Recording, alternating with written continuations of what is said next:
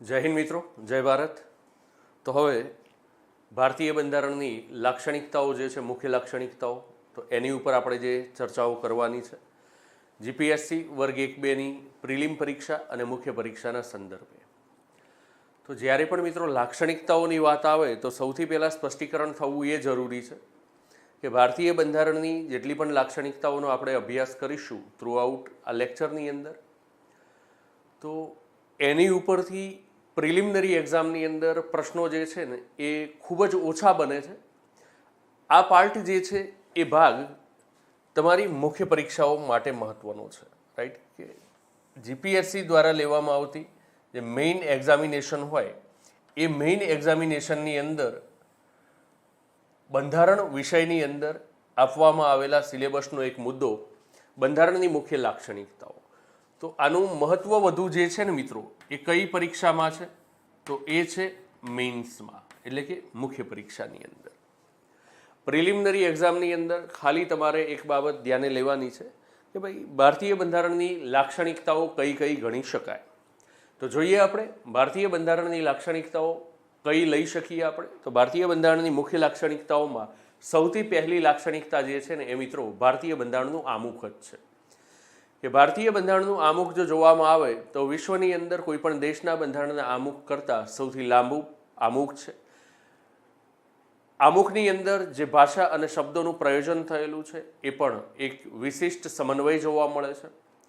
આમુખની અંદર સિદ્ધાંતો જે આપવામાં આવેલા છે એની અંદર પણ વિશિષ્ટતા જોવા મળે છે આપણને, ચાહે સમાનતાનો સિદ્ધાંત હોય, સ્વતંત્રતાનો સિદ્ધાંત હોય, ન્યાયનો સિદ્ધાંત હોય. તો આ બધા જે સિદ્ધાંતો છે એ પોતાની અંદર એક મહત્ત્વને સ્થાપિત કરે છે. સાથે સાથે પ્રથમ 5 શબ્દો આમુખની પ્રથમ શરૂઆતના જે 5 શબ્દો જે છે એ રાષ્ટ્રની પ્રકૃતિને દર્શાવે છે. તો પ્રથમ લાક્ષણિકતા જે છે એ આપણા ભારતીય બંધારણનું આમુખ છે. બીજી લાક્ષણિકતા કે વિશ્વનું સૌથી લાંબામાં લાંબુ લિખિત બંધારણ જો કોઈ દેશનું હોય તો એ છે આપણા ભારતનું સંવિધાન. લિખિત સંવિધાન વિશ્વની અંદર સૌથી લાંબામાં લાંબુ જો કોઈ દેશનું હોય તો એ છે આપણા ભારતનું સંવિધાન. તો લાક્ષણિકતાઓમાં સૌથી પહેલાં આમુખ છે. બીજું કે ભારતીય બંધારણ જે છે એ રિજિડ હોવા છતાં પણ ફ્લેક્સિબલ છે, કે જડ હોવા છતાં પણ નમ્યતાનું એની અંદર શું જોવા મળે છે, મિશ્રણ જોવા મળે છે. કે ભાઈ જડ હોવા છતાં પણ એની અંદર આપણે શું કરી શકીએ છીએ, પરિવર્તન કરી શકીએ છીએ. બંધારણીય સુધારા પ્રક્રિયા જો જોવામાં આવે તો એક પ્રકારે એ સૂચવે છે કે ભાઈ સામાન્ય રીતે સામાન્ય ધારાકીય પ્રક્રિયા મુજબ બંધારણની અંદર પરિવર્તન નહીં થઈ શકે, એટલે કે એ જડ છે, રિજિડ છે, તે છતાં પણ શું છે, પરિવર્તનશીલ છે. ત્યારબાદ સમવાયી છતાં એકતંત્રી વ્યવસ્થાનું મિશ્રણ છે, કે ભાઈ સમવાય તંત્ર જોવા મળે આપણને દેશની અંદર. સંઘ, ભારતને એક સંઘ કહેવામાં આવેલું છે, રાજ્યોનો બનેલો સંઘ છે, જેની અંદર કેન્દ્ર અને રાજ્યની સરકારોનું એક સાથે સહઅસ્તિત્વ જોવા મળે છે. સમવાય તંત્ર સ્થાપિત થાય છે, તે છતાં પણ ક્યાંક એકતંત્રી રાજ્ય વ્યવસ્થા જોવા મળે. કટોકટીની પરિસ્થિતિ જોઈએ આપણે તો એ સમયે આપણને એકતંત્રી વ્યવસ્થા જે છે એના દર્શન થાય છે. સંસદ જે છે એનું સાર્વભૌમત્વ છે, કે સંસદ દ્વારા ઘડવામાં આવેલા જે કાયદાઓ છે એ સમગ્ર ભારતીય વિસ્તારની અંદર, સમગ્ર સંઘ વિસ્તારની અંદર લાગુ પડે છે. સંસદનું સાર્વભૌમત્વ એ પણ ભારતીય બંધારણની લાક્ષણિકતાઓ પૈકીની એક લાક્ષણિકતા છે. ત્યારબાદ ન્યાયિક સર્વોચ્ચતા, જ્યુડિશિયલ સુપ્રીમસી જે છે એ જોવા મળે છે આપણને, કે ભાઈ બંધારણની સર્વોપરિતા છે, સંસદની સર્વોપરિતા સ્થાપિત થતી નથી, સંસદનું સાર્વભૌમત્વ છે, બંધારણની સર્વોપરિતા છે. તો આ બંધારણની સર્વોપરિતા સુનિશ્ચિત જે થાય છે એ ન્યાયિક સર્વોચ્ચતાના સિદ્ધાંતથી થાય છે, કે ધારાસભા દ્વારા ઘડવામાં આવેલા જે કાયદાઓ છે એ કાયદાઓ શું ભારતીય બંધારણની જોગવાઈઓને સુસંગત છે કે નહીં. તો એ કાયદાઓની જ્યુડિશિયલ રિવ્યૂ, જેને ન્યાયિક સમીક્ષા આપણે કહીએ છીએ, એ કરવાનું કાર્ય કોણ કરે છે, તો એ ન્યાયાલય કરે છે. માટે ન્યાયિક સર્વોચ્ચતાનો સિદ્ધાંત પણ અહીંયા આગળ આપણને જોવા મળે છે, રાઈટ. કે જ્યાં આગળ ન્યાયતંત્ર કાયદાઓની વૈધતા ઉપર સુનાવણી કરે અને કદાચ એવું લાગે કે ભાઈ આ કાયદાઓ જે છે એ વિસંગત છે તો એને ગેરબંધારણીય જાહેર કરે છે, એને રદ થયેલા જાહેર કરે છે. માટે એને શું કહીએ છીએ આપણે, ન્યાયિક સર્વોચ્ચતાનો સિદ્ધાંત જોવા મળે. જ્યુડિશિયલ સુપ્રીમસી, સ્વતંત્ર અને નિષ્પક્ષ ન્યાયતંત્ર. ન્યાયતંત્ર જે છે એને ભારતીય બંધારણે શું કરેલું છે, તો સ્વતંત્રતા પ્રદાન કરેલી છે. બરાબર, નિષ્પક્ષતા પ્રદાન કરેલી છે, એના માટેની વિશેષ જોગવાઈઓ જે છે એ ન્યાયતંત્રની અંદર આપણે ચર્ચામાં લેવાના છીએ કે કઈ રીતે એને સ્વતંત્રતા પ્રદાન થાય છે, કઈ રીતે એને નિષ્પક્ષતા પ્રદાન થાય છે. અને ડીવાયએસઓના સિલેબસની અંદર, ડીવાયએસઓ કોર્સની અંદર જો આપ લોકો જોડાયા છો અથવા તો બીજી બાજુ કે જીપીએસસીની અંદર આપ જોડાયા છો તો આપને ડીવાયએસઓ જે છે એ ડીવાયએસઓનું સિલેબસ અને ડીવાયએસઓનું આખું એક કોર્સ જે છે એ ફ્રી મળે છે, રાઈટ. તો ત્યાં આગળ તમે જોશો કે ભાઈ ન્યાયતંત્ર જે છે તો ન્યાયતંત્રની નિષ્પક્ષતા સુનિશ્ચિત કરતા પરિબળો જે છે એની ઉપર પણ મેં પ્રશ્ન લીધેલો છે, રાઈટ. ત્યારબાદ સાર્વભૌમ સત્તા કે આર્ટિકલની વાત કરીએ એના કરતાં સૌથી પહેલાં આમુખનો શબ્દ જ જોઈએ આપણે કે ભાઈ રાષ્ટ્રની પ્રકૃતિમાં ભારતને એક સાર્વભૌમ રાષ્ટ્ર બનાવવાનો સંકલ્પ કરવામાં આવેલો છે. એટલે કે ભારતની અંદર જે સત્તા છે એ શું છે? સાર્વભૌમ સત્તા આપણને જોવા મળે છે. મૂળભૂત અધિકારો, ફંડામેન્ટલ રાઇટ્સ જે છે, બરાબર. તો આ જે મૂળભૂત અધિકારો કે જે આવનારા લેક્ચરની અંદર આપ જોશો તો મૂળભૂત અધિકારોનું પણ વિશાળ દસ્તાવેજ જોવા મળે, રાઈટ. ભારતીય બંધારણના ભાગ 3ની અંદર વિસ્તૃત અને વિશાળ માત્રાની અંદર આપણને મૂળભૂત અધિકારો જે જોવા મળે છે, જે રાજકીય લોકશાહીને પ્રસ્થાપિત કરે છે, વ્યક્તિ અને નાગરિકના સર્વાંગી વિકાસ માટે પાયાની જરૂરિયાતો સમાન છે, રાઈટ. રાજ્યની અંદર રાજ્યની નિરંકુશતાને મર્યાદિત કરે છે, કાયદાના શાસનને પ્રસ્થાપિત કરે છે. તો આ બધી વિશેષતાઓ જે છે એ મૂળભૂત અધિકારોની છે. રાજ્ય માટે પથદર્શક એવા કહી શકાય નીતિ નિર્દેશક તત્વો આયર્લેન્ડના બંધારણથી આપણે પ્રભાવિત થયા અને નીતિ નિર્દેશક તત્વો તરીકે એનો આપણે ઉલ્લેખ કર્યો, રાઈટ. કઈ રીતે એનો ઉદ્ભવ થાય છે તો એ મૂળભૂત અધિકારોના ચેપ્ટરની અંદર હું ધામધૂમથી ચર્ચાઓ કરીશ મિત્રો. મૂળભૂત ફરજો, ફંડામેન્ટલ ડ્યુટીઝની વાત કરીએ તો મૂળ બંધારણની અંદર મૂળભૂત અધિકારોની સાથે સાથે મૂળભૂત ફરજોનો ઉલ્લેખ નહોતો. મૂળભૂત અધિકારો હતા પણ મૂળભૂત ફરજોનો ઉલ્લેખ નહોતો. આ મૂળભૂત ફરજોની જરૂરિયાત જણાતા 42મા બંધારણીય સુધારા કાયદાના માધ્યમથી 1976ના વર્ષમાં સુધારો થયો, જે આગળ મૂળભૂત ફરજો જે છે એનો ઉલ્લેખ કરવામાં આવ્યો અને મૂળભૂત ફરજો ભાગ 4 એની અંદર દાખલ કરવામાં આવ્યો. કટોકટી અંગેની જોગવાઈઓને જો જોવામાં આવે તો ભારતીય બંધારણના ભાગ 18માં આર્ટિકલ નંબર 352થી લઈ અને 360 સુધી, બરાબર, જે કટોકટી અંગેની જોગવાઈઓ છે, કટોકટી અંગેની જોગવાઈઓમાં જે પ્રાવધાન આપવામાં આવેલા છે, વિશિષ્ટ જોગવાઈઓ જે કરવામાં આવેલી છે એ પણ ભારતીય બંધારણની લાક્ષણિકતાઓ ગણી શકાય મિત્રો, બરાબર.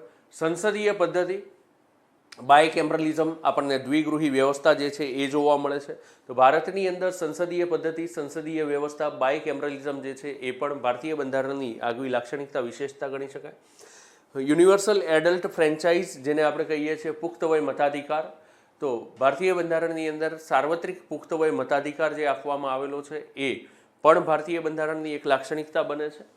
ફાઇનલી આના પછી છે બિન સાંપ્રદાયિક અને ધર્મનિરપેક્ષ. તો ભારતીય બંધારણના આમુખની અંદર જે શબ્દો આપવામાં આવેલા છે, જેને ઉમેરવામાં આવેલા હતા, એ જ શબ્દોને સાર્થક કરવા માટે ભારતીય બંધારણની અંદર મૂળભૂત અધિકારોમાં ધાર્મિક સ્વતંત્રતા અંગેની જે જોગવાઈઓ કરવામાં આવી. તો આ બધી બાબતો જે છે એ શું દર્શાવે છે તો રાષ્ટ્ર ધર્મનિરપેક્ષ છે, બિન સાંપ્રદાયિક છે, જ્યાં આગળ તમામ વ્યક્તિઓને પોતાની ઈચ્છા મુજબનો ધર્મ પાળવાની, માનવાની, તેનું પ્રચાર પ્રસાર કરવાની સ્વતંત્રતા મળેલી છે. અર્થાત રાષ્ટ્ર બિન સાંપ્રદાયિક પ્રકૃતિ ધરાવે છે અને એની અંદર રહેતા લોકોને ધર્મનિરપેક્ષતા, બરાબર, એટલે કે ધાર્મિક બાબતોમાં સ્વતંત્રતાના અધિકારો પણ પ્રાપ્ત થાય છે. ત્યારબાદ નાગરિકતા, તો ભલે ભારત એ રાજ્યોનો બનેલો સંઘ છે પણ ભારતની અંદર બેવડી નાગરિકતા જોવા મળતી નથી આપણને. ભારતની અંદર જે નાગરિકતા જોવા મળે છે એ માત્ર ને માત્ર સંઘની નાગરિકતા જ જોવા મળે છે અને નાગરિકતા માટેના પણ વિશિષ્ટ જોગવાઈઓ આપણને ભારતીય બંધારણની સાથે સાથે નાગરિકતા અધિનિયમ 1955માં જોવા મળે છે, રાઈટ. ફાઇનલી સ્વતંત્ર સંસ્થાઓ, બરાબર, તો ઓટોનોમસ બોડીઝ, બરાબર, ઇન્ડિપેન્ડન્ટ જે બોડીઝ જે છે, સ્વતંત્ર સંસ્થાઓ જે છે, બંધારણીય સંસ્થાઓ જે છે એ પણ ભારતીય બંધારણની લાક્ષણિકતાઓની અંદર જ આપણે લઈએ છીએ મિત્રો. તો આ ભારતીય બંધારણની તમામ લાક્ષણિકતાઓ જે છે એનો માત્ર આપણે એક ચિતાર મેળવ્યો છે મુખ્ય પરીક્ષાના સંદર્ભે. હવે એની અંદર કઈ રીતે આપણે સમજ મેળવવાની છે તો હવે મિત્રો ધામધૂમથી એની ઉપર આપણે ચર્ચાઓ કરીશું. હવે રિસ્ટાર્ટ જ્યારે વિડીયોને આપે કર્યો છે ત્યારે સૌથી પહેલી લાક્ષણિકતા આપે લખી હોય, કદાચ થઈ શકે કે ક્રમ બદલાય. હું પહેલા ક્રમની અંદર જે વાત કરતો હોય કદાચ તમે એને 5મા ક્રમની અંદર લખ્યું હોય, હું 5મા ક્રમમાં વાત કરતો હોય એને તમે કદાચ 10મા ક્રમની અંદર લખ્યું હોય. તો થઈ શકે ક્રમ બદલાય છે પણ તમારે જોવાનું છે એ કે શું લાક્ષણિકતા તમે આ લખી છે, રાઈટ. તો પ્રથમ લાક્ષણિકતાનું જ્યારે આલેખન હું કરું છું કે ભાઈ ભારતીય બંધારણની લાક્ષણિકતાઓ, મુખ્ય લાક્ષણિકતાઓ, કે ભાઈ એવી કઈ લાક્ષણિકતાઓ છે કે જે ભારતીય બંધારણને વિશ્વના અન્ય દેશના બંધારણ કરતાં અલગ પાડે છે, right. Salient features and main characteristics છે કે જે ઇન્ડિયન કોન્સ્ટિટ્યુશનને ડિફર કરે છે, અલગ પાડે છે, જુદું પાડે છે અન્ય દેશના બંધારણ કરતાં. તો પહેલી લાક્ષણિકતા છે કે ભાઈ વિશ્વનું સૌથી લાંબુ અને લેખિત બંધારણ જો કોઈ દેશ માટેનું હોય, દેશ માટેનું હોય તો એ જે છે એ આપણું ભારતીય બંધારણ છે મિત્રો. રાઈટ, કે ભારતીય બંધારણ ઘડાયું 26મી નવેમ્બર 1949ના રોજ ભારતીય બંધારણ ઘડતરની પ્રક્રિયા પૂર્ણ થઈ. બંધારણ ઘડતરની પ્રક્રિયા જ્યારે પૂર્ણ થઈ ત્યારે અને બંધારણ જ્યારે અમલમાં આવે છે 26 જાન્યુઆરી 1950, 26 જાન્યુઆરી 1950 આ તારીખે ભારતીય બંધારણ અમલમાં આવે છે. બંધારણ ઘડતરની પ્રક્રિયા પૂર્ણ થાય છે 49માં 26 નવેમ્બર, સંવિધાન દિવસ જેને આપણે કહીએ છીએ. 26 જાન્યુઆરી 1950 પ્રજાસત્તાક દિવસ, રિપબ્લિકન ડે. તો જ્યારે આ બંધારણ ઘડાયું છે એ દિવસે, બંધારણ ઘડતરની પ્રક્રિયા પૂર્ણ થઈ છે એ દિવસે, અને જ્યારે બંધારણ અમલમાં આવ્યું છે, સમગ્ર ભારતીય બંધારણ અમલમાં આવ્યું છે એ દિવસે ભારતીય બંધારણની અંદર કુલ અનુચ્છેદની આપણે વાત કરીએ, કુલ અનુચ્છેદની આપણે વાત કરીએ તો 395 અનુચ્છેદ. ભાગની હું વાત કરું તો કુલ 22 ભાગ, અને અનુસૂચિની હું વાત કરું તો આપ જાણો જ છો મિત્રો આ તમામ બાબતો, પણ ખાલી એક બાબતનો અહીંયા આગળ જ્યારે આપણે કેમ લાંબુ છે વાત કરીએ છીએ એટલે મારે તમને સમર્થન કરતી બાબતો રજૂ કરવી પડે. કુલ અનુસૂચિ જે છે એ 8 હતી. 1949 થી લઈ અને અત્યાર સુધી ભારતીય બંધારણ જે છે એની અંદર આપણને સુધારા વધારા થયેલા જોવા મળે છે. સુધારા વધારા થયેલા જોવા મળે છે કે ભાઈ જેની અંદર મહત્વના સુધારાની વાત કરીએ આપણે કે ભાઈ 7મો બંધારણીય સુધારો હોય એ મહત્વનો બંધારણીય સુધારો છે આપણા માટે, બરાબર. ત્યારબાદ 21મો બંધારણીય સુધારો છે, મહત્વનો બંધારણીય સુધારો છે. 24મો બંધારણીય સુધારો મહત્વનો છે. 44મો બંધારણીય સુધારો, 42મો બંધારણીય સુધારો આપણા માટે મહત્વનો છે, રાઈટ. 73મો અને 74મો બંધારણીય સુધારો આપણા માટે મહત્વનો બંધારણીય સુધારો છે, રાઈટ. 101મો બંધારણીય સુધારો, આ બધા બંધારણીય સુધારા જે છે એ આપણા માટે મહત્વના છે. એમાંય 42મો બંધારણીય સુધારો એટલે કે કહી શકાય કે આ જે બંધારણ છે એમાં બહુ મોટા પ્રમાણમાં જો ફેરફાર થયા હોય ને તો એ 42મા બંધારણીય સુધારા કાયદાના માધ્યમથી થયા વર્ષ 1976માં. ઇન્દિરા ગાંધી સરકારની અંદર 42મા બંધારણીય સુધારાના માધ્યમથી બહુ જ મોટા પ્રમાણની અંદર સુધારા કરવામાં આવ્યા છે, રાઈટ. અને એટલા માટે જ તો આપણે એને મિની કોન્સ્ટિટ્યુશન, નાનું બંધારણ, લઘુ બંધારણ તરીકે આપણે એને ઓળખીએ છીએ. એટલે સુધારા વધારા સાથે જો આજે આપણે વાત કરીએ તો કુલ અનુચ્છેદ, છેલ્લી એન્ટ્રી આપણે જોઈએ 395 જ છે, પણ પેટા આર્ટિકલ જે ઉમેરાયા છે એ ઉમેરાતા કુલ અંદાજિત આપણે કહી શકીએ કે લગભગ 460 પ્લસ અનુચ્છેદ આપણને ભારતીય બંધારણની અંદર જોવા મળશે. ભાગ 22+3 નવા ભાગ ભારતીય બંધારણની અંદર ઉમેરાયા છે, રાઈટ. નવા ભાગ જે છે ભારતીય બંધારણની અંદર જે આપણને ઉમેરાયેલા જોવા મળે છે, રાઈટ. તો કુલ જે છે 22+3 બરાબર કુલ 25, બરાબર. પેટા ભાગ તરીકે ઉમેરાયેલા આમ તો જોવા જઈએ તો કુલ છે 4, પણ આમાંથી એક રદ પણ થયેલ છે, રાઈટ. કે 7મો ભાગ જે છે એ આપણે જોઈએ તો એ રદ થયેલો જોવા મળે છે. એટલે 22+3 કરીને મેં કર્યું છે અહીંયા આગળ કે એ છે 25, બરાબર. એટલે આની અંદર સ્પષ્ટીકરણ જોઈતું હોય તો કરી દઉં કે આમાંથી એક રદ થયું છે ને અહીંયા આગળ 3 લખ્યું છે, પણ ઉમેરાયેલા ભાગની વાત કરીએ આપણે કે ભાઈ 4A છે, 9A છે, 9B છે અને 14A છે. કે ભાઈ 3ની જગ્યાએ બરાબર 4 છે કે પેટા ભાગ જો ગણીએ છીએ આપણે, પણ એ વાસ્તવિકતા પેટા ભાગ નહીં, પોતાનામાં એક અલગ ભાગ જ છે, રાઈટ. તો 4A, 9A, 9B અને 14A છે, બરાબર.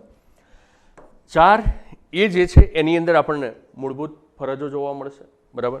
ત્યારબાદ 9A ની અંદર સ્થાનિક સ્વરાજ્યની સંસ્થાઓની વાત છે, એટલે કે નગર પંચાયતો, નગરપાલિકાઓની વાત છે. 9B અંદર સહકારી સમિતિઓ, ધ કોઓપરેટિવ સોસાયટીઝની વાત છે. અને 14A અંદર ટ્રિબ્યુનલની વાત કરવામાં આવેલી છે. એટલે આ 4 કુલ નવા ઉમેરાયા તો 22 + 4 26 થવા જોઈએ ને, પણ 25 કેમ થયું? તો અહીંયાથી એક ભાગ જે છે ને એ રદ થયો, બરાબર. 7મો ભાગ એ રદ થયેલ છે, રાઈટ. એટલે સુધારા વધારાની પ્રક્રિયામાં જો આપણે જોઈએ તો નવા ઉમેરાયેલા ભાગ કેટલા? સુધારા વધારાની પ્રક્રિયામાં નવા ઉમેરાયેલ ભાગની જો વાત કરીએ તો એ છે 4 ભાગ નવા ઉમેરાયા છે. અને કયા કયા છે? તો 4A, 9A, 9B અને 14A.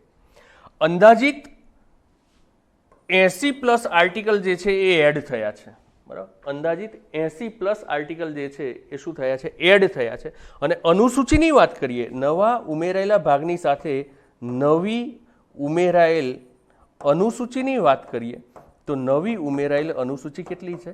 4 છે, રાઈટ.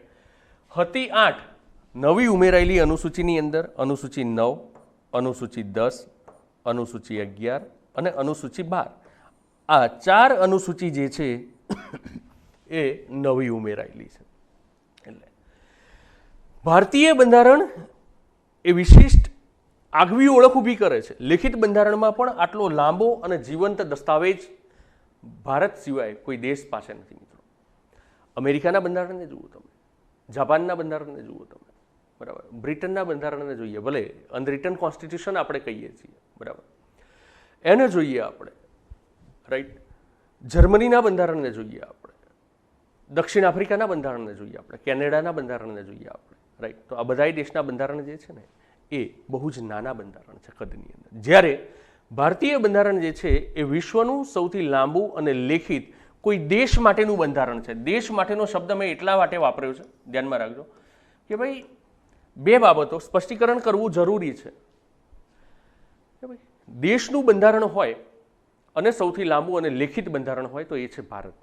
પણ આપણા કરતાં પણ લાંબુ લેખિત બંધારણ વિશ્વની અંદર જોવા મળે છે. અને અમેરિકાનું રાજ્ય છે, સ્ટેટ ઓફ અલબામા અમેરિકાનું, તો એનું બંધારણ જે છે એ ભારત કરતાં પણ લાંબુ છે. પણ એ કોઈ દેશ નથી, એ અમેરિકાનું એક રાજ્ય છે.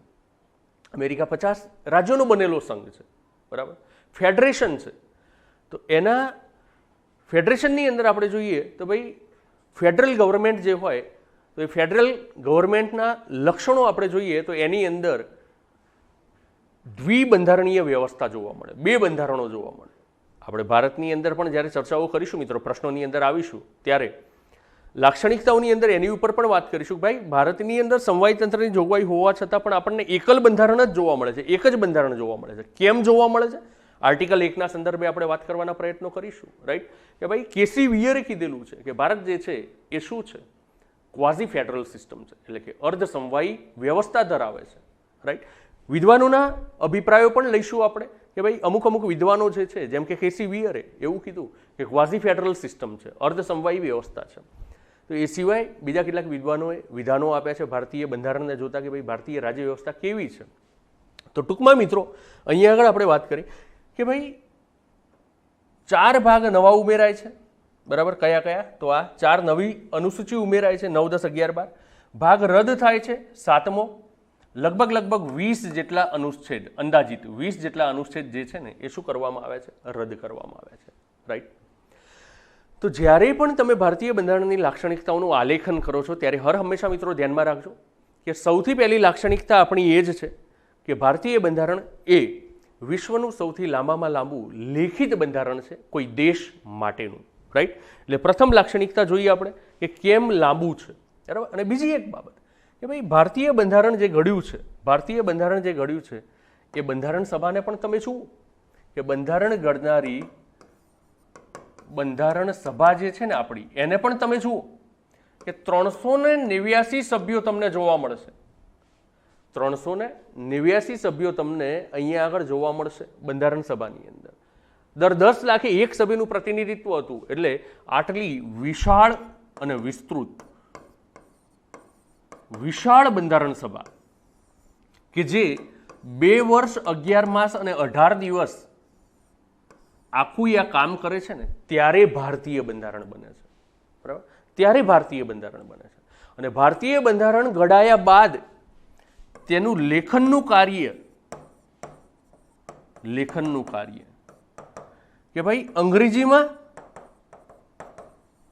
અને હિન્દીમાં સુલેખનનું કાર્ય, અંગ્રેજી આવૃત્તિની સુલેખનનું કાર્ય પ્રેમ બિહારી નારાયણ રાયજાદા દ્વારા કરવામાં આવે અને હિન્દી આવૃત્તિ જે છે એનું સુલેખન કાર્ય વસંત કૃષ્ણ વૈદ્ય દ્વારા કરવામાં આવે. સમય કેટલો લાગ્યો મિત્રો આ લેખન કાર્યની અંદર? અંદાજિત 6 માસ જેટલો સમય લાગેલો છે. જોજો, 159 પેન હોલ્ડર નિબ કલમનો ઉપયોગ થયેલો છે મિત્રો. અંદાજિત 6 માસ જેટલો સમય લાગ્યો હોય. એ સમયના અંદાજિત 64 લાખ રૂપિયા જેટલો ખર્ચો થયેલો હોય 1949ના વર્ષની અંદર મિત્રો.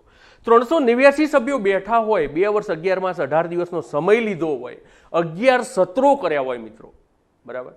તો આ બંધારણ કેવું હશે? તો એ પોતાનામાં એક સાબિતી આપે છે કે ભાઈ ભારતીય બંધારણ એ નાનું અમથું બંધારણ નથી. વિશ્વનું સૌથી લાંબુ અને લેખિત બંધારણ જો કોઈ દેશ માટેનું હોય તો એ છે આપણું ભારતીય બંધારણ, રાઈટ? તો પ્રથમ લાક્ષણિકતા આપણી આ છે.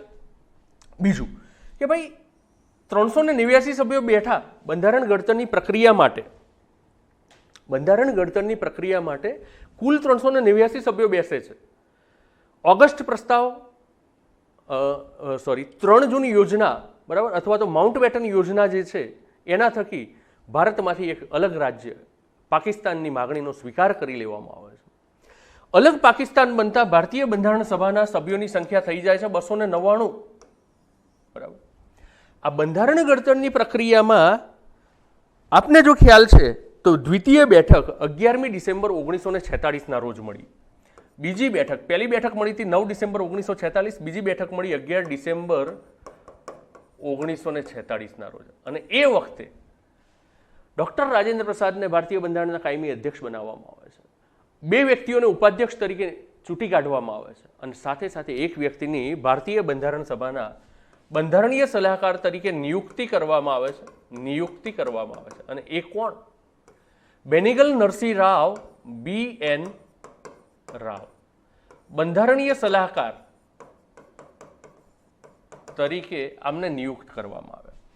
અને બંધારણીય સલાહકાર જે છે એમને કહેવામાં આવે છે કે ભાઈ એમિનન્ટ પર્સનાલિટી ભારતીય બંધારણની અંદર કહી શકાય, એમિનન્ટ જ્યુરિસ્ટ એટ ધેટ ટાઈમ કે BN રાવ જે છે ડૉક્ટર BR આંબેડકરની સાથે સાથે, અને ડૉક્ટર BR આંબેડકરે પોતાના શબ્દોની અંદર કીધું છે, ડૉક્ટર BR આંબેડકરે બંધારણ સભાની અંદર ઊભા થઈને કીધું છે કે ભાઈ સમગ્ર બંધારણ સભા એવું માને છે કે ભારતીય બંધારણ ઘડતરની અંદર ભીમરાવ રામજી આંબેડકરનું સ્થાન મહત્વનું છે, પણ હું કહું છું કે મારી સાથે સાથે BN રાવ જે છે ને એનું પણ આગવું પ્રદાન છે, એટલે કે બેનિગલ નરસિંહ રાવ જે છે ને એનું પણ આગવું પ્રદાન છે. આ BR આંબેડકરના શબ્દો હતા મિત્રો બંધારણ સભાની અંદર. સમજો આ બધી ચર્ચાઓ શેના માટે છે? જ્યારે તમે પ્રશ્નો લખો છો, જ્યારે તમે પ્રશ્નોના જવાબો લખો છો મિત્રો, ત્યારે કેટલીક બાબતો કે જે તમારા ધ્યાનમાં હશે ને તો એ તમારા ઉત્તર લખવામાં તમને કામ લાગશે. બંધારણ સભાની અંદર ડૉક્ટર BR આંબેડકરે પણ કીધું છે કે એ બેગ ઓફ બોરોવિંગ્સ નથી, એટલે એવું તો નહોતું કીધું કે બેગ ઓફ બોરોવિંગ્સ નથી, પણ એમણે શું કીધું કે રેન્સેક્ટ કરેલી છે, બરાબર? રેન્સેક્ડ એટલે શું છે? તો સારી બાબતો. અને વિશ્વની અંદર નિયમ જ છે મિત્રો, વિશ્વનો નિયમ જ છે. આપણો હોય, નિયમ મારો હોય, તમારો હોય, તમારા પરિવારનો હોય, અન્યના પરિવારનો હોય, આપણા દેશનો હોય, આપણા રાજ્યનો હોય, આપણા ગામનો હોય, કોઈ પણનો હોય, નિયમ જ છે રેન્સેક કરવું. એટલે શું? સારી લાગતી બાબતોનું અનુકરણ કરવું. સમજો મિત્રો, તમે ક્યાંક જાઓ છો, બરાબર, તમને કંઈક સારી બાબત લાગે છે, તરત તમે શું કરશો? અનુકરણ કરવાના પ્રયત્ન કરશો જ. અને વિશ્વ આ જ કરે છે. એટલે ભારતીય બંધારણની અંદર પણ આ જોવા મળે તો આપણે એવું ન કહેવાય કે ભાઈ ઉધાર લીધેલું છે કે બેગ ઓફ બોરોવિંગ્સ છે. રેન્સેક કરવું તો એ તો સૃષ્ટિની અંદર આપણને ક્યારથી જોવા મળે છે, બહુ લાંબા સમયથી જોવા મળે. તો સારી બાબતો જે છે એને આપણે શું કરી છે? લીધી છે, રાઈટ? કે આપણે એ જ કરીએ છીએ ને કે ભાઈ સારી બાબત આપણને લાગે છે કોઈની અંદર તો આપણે એ બાબતને લઈએ છીએ, એનું અનુકરણ કરીએ. ખરાબ બાબત આપણે ક્યારેય અનુકરણ નથી કરતા, રાઈટ? તો બેગ ઓફ બોરોવિંગ્સ નથી, આ શું છે? રેન્સેક્ડ જોગવાઈઓ છે, રેન્સેક્ડ પ્રોવિઝન્સ છે કે જે અલગ અલગ દેશોની અંદરથી આપણે સ્વીકારે છે. જેમ કે હોય બ્રિટન હોય, અમેરિકા હોય, કેનેડા હોય, જાપાન હોય, દક્ષિણ આફ્રિકા હોય, જર્મની હોય, બરાબર? તો આ બધાય દેશોની અંદર, આયર્લેન્ડ હોય, તો આ બધાય દેશોની અંદરથી આપણે શું કરેલું છે? તો સારી લાગતી જોગવાઈઓ જે હતી એને સ્વીકારેલી છે, રાઈટ? તો વિભિન્ન સ્ત્રોતોથી નિર્મિત છે ભારતીય બંધારણ જે છે એ વિભિન્ન સ્ત્રોતોથી નિર્મિત છે. પણ ધ્યાનમાં રાખજો મિત્રો કે બેગ ઓફ બોરોવિંગ્સ કહેવું એ મારી દ્રષ્ટિએ યોગ્ય નથી. આ રેન્સેક કરેલી જોગવાઈઓ છે એવું કહી શકાય. એ વધુ યથોચિત છે એના માટે કે ભાઈ સારી બાબતો આપણને જે લાગી છે એ લીધી છે. દાખલા તરીકે કે ભાઈ directive principle of state policy, કે ભાઈ સરકારની આખી આપણે રચના તો કરી દીધી, સંસદીય સરકારની વ્યવસ્થા તો કરી દીધી. બ્રિટનની અંદરથી વેસ્ટમિન્સ્ટર મોડલ જે છે એ આપણે સ્વીકાર્યું, રાઈટ? તો વેસ્ટમિન્સ્ટર શું છે એ કદાચ પ્રશ્ન થાય કે ભાઈ લંડનની અંદર આવેલું એક સ્થળ છે વેસ્ટમિન્સ્ટર કે જ્યાં આગળ બ્રિટિશ સંસદ છે, બ્રિટિશ પાર્લામેન્ટ છે, અને એ બ્રિટિશ પાર્લામેન્ટ એ વેસ્ટમિન્સ્ટર નામના સ્થળ ઉપર છે. આપણે એના માટે તો કહીએ છીએ કે વેસ્ટમિન્સ્ટર મોડલ એટલે કે બ્રિટનનું મોડલ છે. તો એની સંસદીય વ્યવસ્થા આપણે સ્વીકારી. ન્યાયતંત્રના કન્સેપ્ટની અંદર આપણે જઈએ તો ન્યાયતંત્રનો કન્સેપ્ટ જે છે એની અંદર સ્વતંત્રતા જે છે એ આપણે સ્વીકારી. અમેરિકાની અંદર કે ભાઈ લિબર્ટી ઓફ જ્યુડિશિયરી હોવી જોઈએ તો એ આપણે અમેરિકાની અંદરથી સ્વીકાર્યું છે. તે છતાં પણ સંસદીય સરકારની આખી વ્યવસ્થા કરી, તે છતાં પણ આપણને એવું લાગ્યું કે ભાઈ સરકાર માટે કંઈક ને કંઈક ડાયરેક્ટિવ પ્રિન્સિપલ્સ હોવા જોઈએ. તો આપણે જોયું, અભ્યાસ કર્યો બંધારણ સભાએ કે આયર્લેન્ડ જે છે એના બંધારણની અંદર આવી જોગવાઈઓ જોવા મળે છે કે જે રાજ્યને એક કલ્યાણકારી રાજ્ય કઈ રીતે બનાવવું, વેલફેર સ્ટેટ કઈ રીતે બનાવવું, એની માટેની જોગવાઈઓ આયર્લેન્ડના બંધારણમાં હતી. એટલે એમાંથી સારી લાગતી બાબતો આપણે લીધી છે, રાઈટ?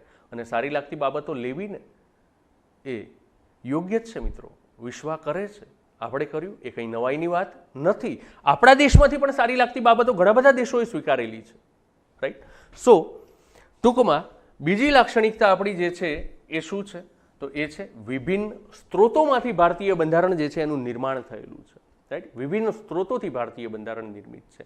એટલે કહી શકાય કે વિભિન્ન સ્ત્રોતોથી ભારતીય બંધારણ નિર્મિત હોવાથી ભારતીય બંધારણની અંદર વિશિષ્ટ અથવા તો વિલક્ષણ આવા શબ્દો તમારી પરીક્ષાની અંદર આવે તો ધ્યાનમાં રાખજો કે આ શું કહેવા માંગે છે. વિશિષ્ટ અથવા વિલક્ષણ અથવા વિચલક્ષણ જોગવાઈઓ,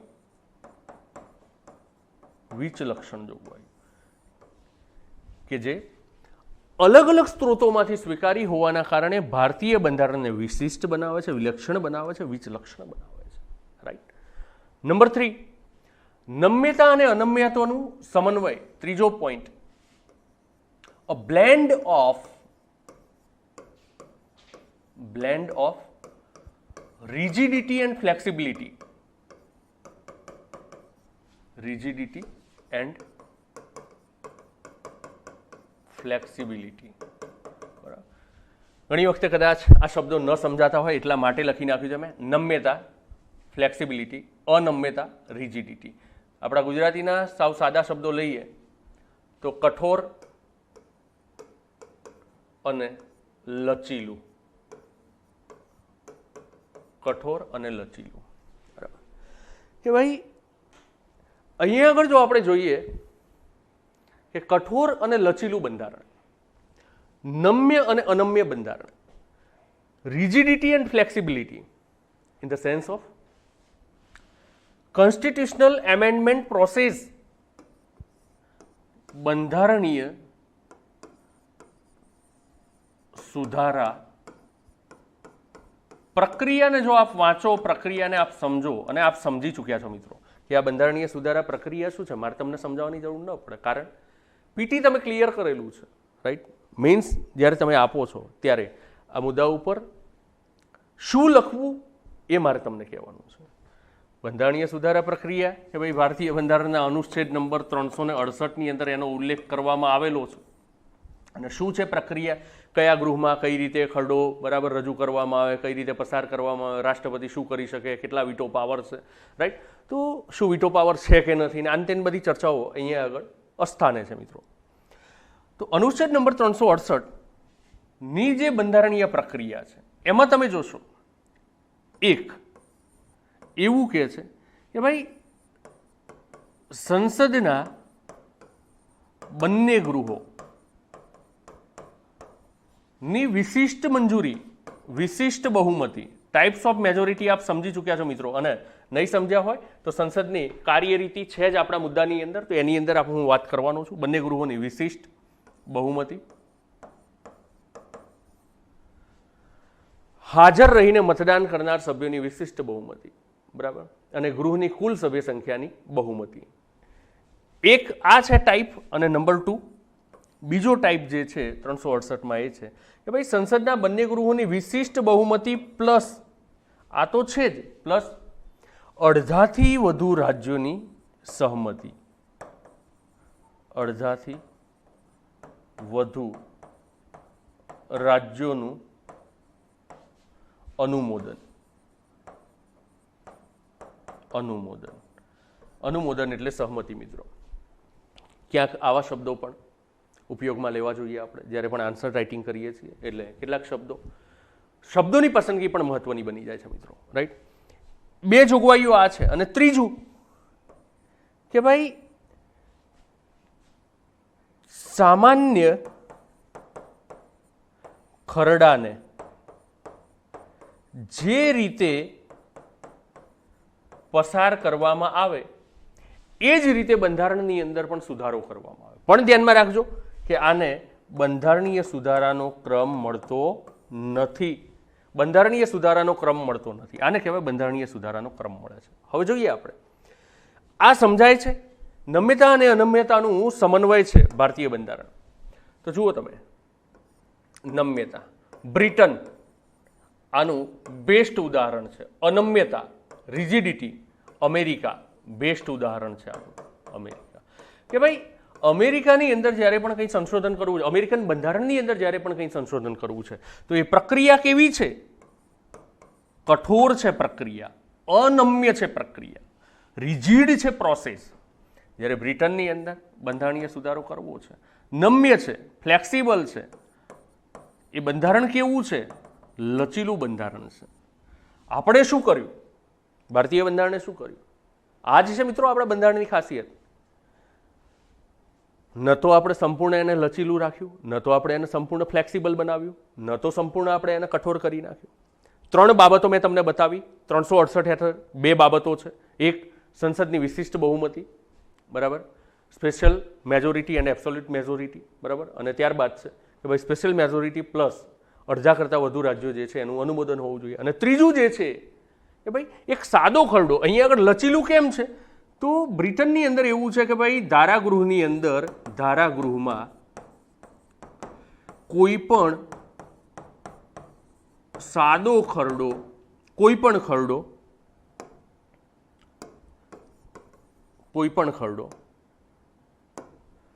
સાદી બહુમતીથી પસાર થઈ જાય. એ જ રીતે બંધારણની અંદર પણ એકદમ સિમ્પલ વેમાં સાદી બહુમતીથી શું કરી દેવામાં આવે? સુધારો કરી દેવામાં. એક્ઝામ્પલ છે બ્રિટન. અમેરિકાની અંદર કઠોર છે કે ભાઈ જે રીતે ધારાગૃહમાં ખરડો પસાર કરી અને સાદી બહુમતીથી ધારો ઘડવામાં આવે એ પ્રક્રિયા અલગ છે. પણ જો વાત આવે અમેન્ડમેન્ટ કરવાની, કોન્સ્ટિટ્યુશનની અંદર, બંધારણની અંદર સુધારા વધારા કરવાની વાત આવે તો અમેરિકન બંધારણીય પદ્ધતિ એવું કહે છે કે ના, આ પદ્ધતિ કામ નહીં લાગે. આના માટે અલગથી અલાયદી વિશિષ્ટ જોગવાઈ કરવામાં આવી છે, રાઈટ. તો આ છે કઠોર બાબત, રાઈટ. તો આપણે શું કર્યું? આપણે આ જ કર્યું, લચીલું વત્તા કઠોર. બંધારણીય સુધારાના ક્રમ નથી મળતા તો એ કેવું છે? બસ સાદો ખરડો એક પસાર થઈને સાદી બહુમતી જોઈએ કે ભાઈ રાજ્ય, આર્ટિકલ નંબર 3, આર્ટિકલ નંબર 4ની આપણે વાત કરીએ કે ભાઈ રાજ્યની અંદરથી કોઈ નવા રાજ્યનું સર્જન કરવું છે, બરાબર. તો એ વખતે આપણે જોઈએ છીએ તો ત્યાં આગળ શું છે? સાદી બહુમતીથી ધારાગૃહમાંથી સંસદની અંદરથી શું કરવામાં આવે, પસાર કરી દેવામાં આવે. તો એ બાબત કેવી છે, ફ્લેક્સિબિલિટી છે. અને જ્યારે આપણે બંધારણીય સુધારાની વાત કરીએ છીએ, બંધારણની અંદર સુધારો કરવાની વાત કરીએ તો સંસદમાં વિશિષ્ટ બહુમતી જોઈએ. અને સમવાયતંત્રના માળખાની અંદર જ્યારે સુધારો કરવાની વાત આવે છે તો વિશિષ્ટ બહુમતી વધતા અડધાથી વધુ રાજ્યોની બહુમતી જોઈએ, અનુમોદન જોઈએ, સહમતિ જોઈએ. એટલે એ વખતે કઠોર બને છે. અને સામાન્ય પરિસ્થિતિમાં આપણે જોઈએ ભારતીય બંધારણ લચીલું પણ છે. એટલે કે નમ્યતા અને અનમ્યતાનું ભારતીય બંધારણની અંદર શું જોવા મળે છે, સમન્વય જોવા મળે છે. So a blend of flexibility and rigidity, બરાબર, એ સમાયેલી છે ક્યાં આગળ, ભારતીય બંધારણની અંદર સમાયેલી છે. ઇઝ ઇટ ક્લિયર મિત્રો? ત્યારબાદ ત્રીજા મુદ્દા બાદ આ ત્રીજો મુદ્દો છે આપણો. ત્યારબાદ ચોથો મુદ્દો ભારતીય બંધારણની લાક્ષણિકતાઓ. કે ભાઈ થોડી વાર પહેલા જ કીધું તું મેં, ક્વાઝી ફેડરલ સ્ટેટ. કેસી વિયર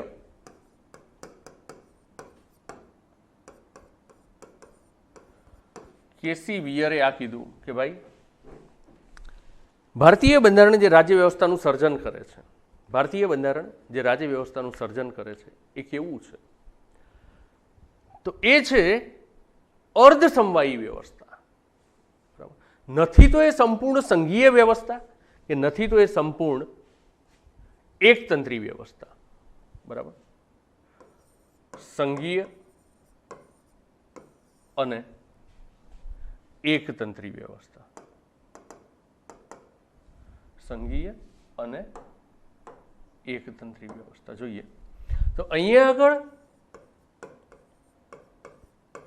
સંઘીય અને એકતંત્રી ધ્યાનમાં રાખજો મિત્રો કે આ જે છે ને એ તમારી પરીક્ષાની અંદર મહત્વની બાબતો છે કે ભાઈ ક્વાઝી ફેડરલ છે, પણ કેસી વિયરે કીધું કે ભાઈ ક્વાઝી ફેડરલ છે, અર્ધ સમવાયી છે.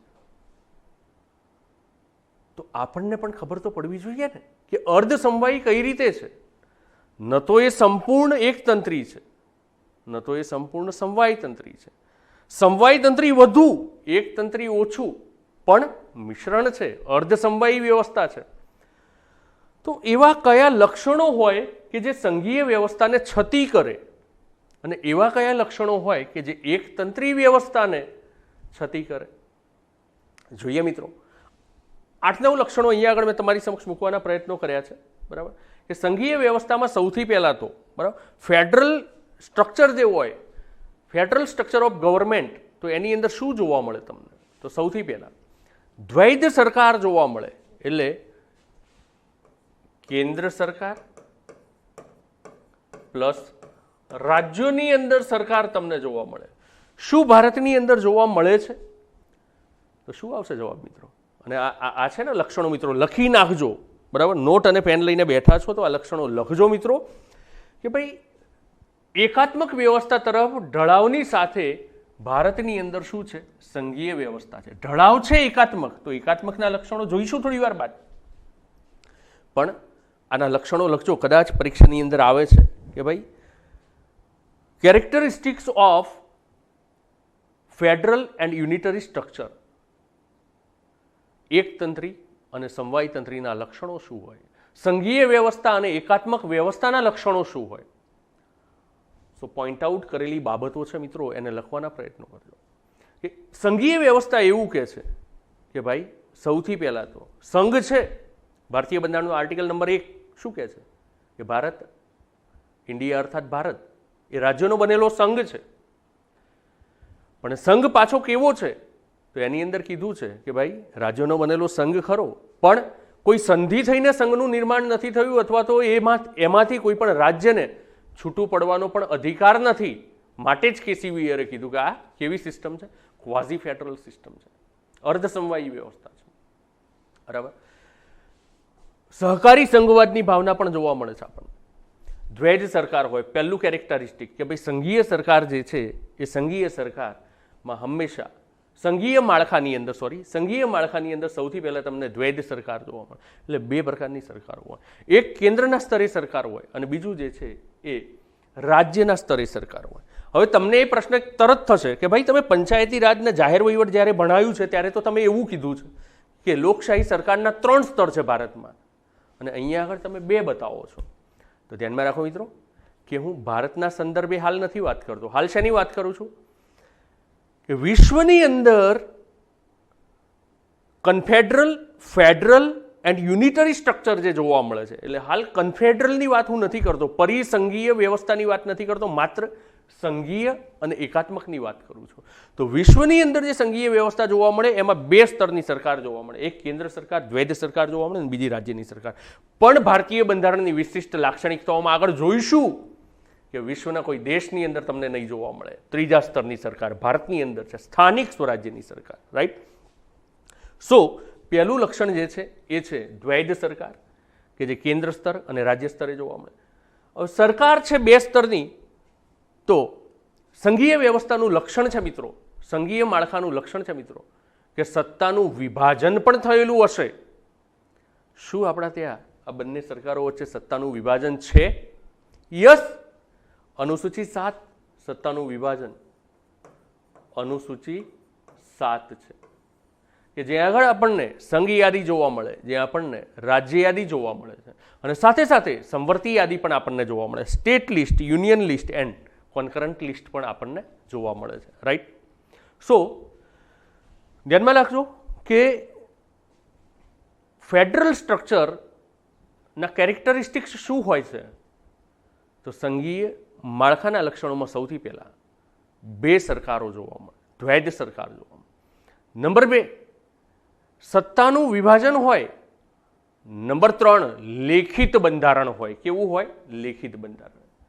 લેખિત બંધારણ હંમેશા સંઘીય માળખાની અંદર તમને જોવા મળશે. ત્યારબાદ લેખિત બંધારણની સાથે સાથે સંઘીય માળખું એવું કહે છે કે ભાઈ બંધારણની બહુલતા જોવા મળે. અહીંયા આગળ ભલે લખ્યું નથી એ પોઈન્ટ, આની સાથે સાથે લેખિત બંધારણની સાથે સાથે યાદ રાખજો, બીજો એક પોઈન્ટ ઉમેરી દેજો આની અંદર, 3 બાદ 4 નંબર, કે ભાઈ બંધારણની બહુલતા,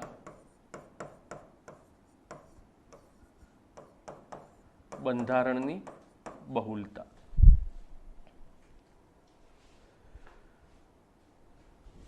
કોન્સ્ટિટ્યુશનલ પ્લુરાલિઝમ, બરાબર, બંધારણ જે છે એની બહુલતા તમને જોવા મળે. અર્થાત કે ભાઈ કેન્દ્ર છે, રાજ્ય છે, એનાથી સંઘ બન્યો છે, તો એક સંઘ માટેનું પણ બંધારણ હોય અને પછી રાજ્યોનું પણ અલગ અલગ બંધારણ હોય. આ સંઘીય વ્યવસ્થા કહે છે, રાઈટ.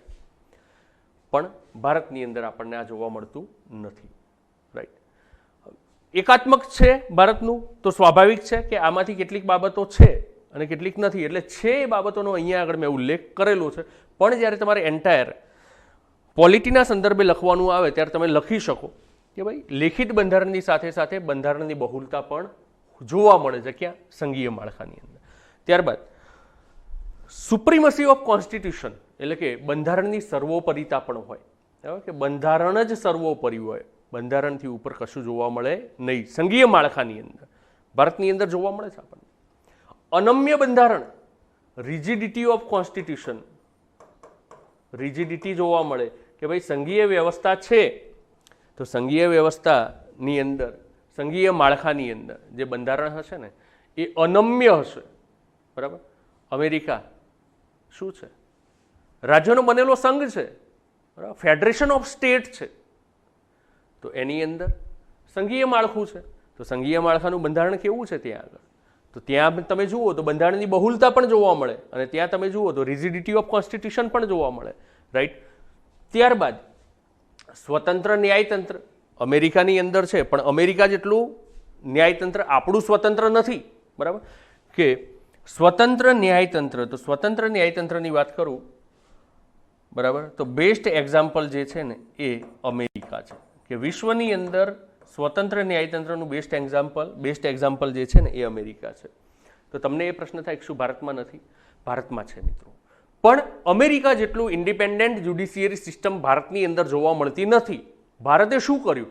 તો ઇન્ડિપેન્ડન્ટ એન્ડ ઇન્ટિગ્રેટેડ, એટલે કે સ્વતંત્ર અને એકીકૃત. એકીકૃતનું બેસ્ટ એક્ઝામ્પલ કોણ? ઇન્ટિગ્રેટેડનું બેસ્ટ એક્ઝામ્પલ કોણ? Britain, right. અને ઇન્ડિપેન્ડન્ટનું બેસ્ટ એક્ઝામ્પલ કોણ? તો એ છે America. So there is also a blend of independent and integrated judiciary system in Indian constitution. કે આપણે ત્યાં પણ શું કર્યું કે બ્રિટનમાંથી એકલ ન્યાયતંત્ર, એકીકૃત ન્યાયતંત્ર, એ એકતંત્રીનું લક્ષણ છે અને આ બાજુ સ્વતંત્ર ન્યાયતંત્ર કે જે સંઘીય વ્યવસ્થાનું લક્ષણ, આ બંનેને સમન્વિત કરી દીધા આપણે.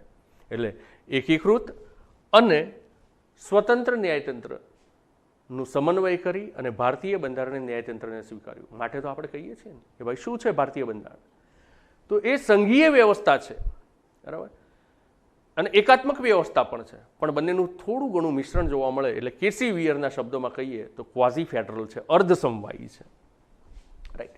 સ્વતંત્ર ન્યાયતંત્ર ત્યારબાદ ઓલવેઝ સંઘીય માળખાની અંદર બાયકેમરલિઝમ જોવા મળે. શું જોવા મળશે? બાયકેમરલિઝમ.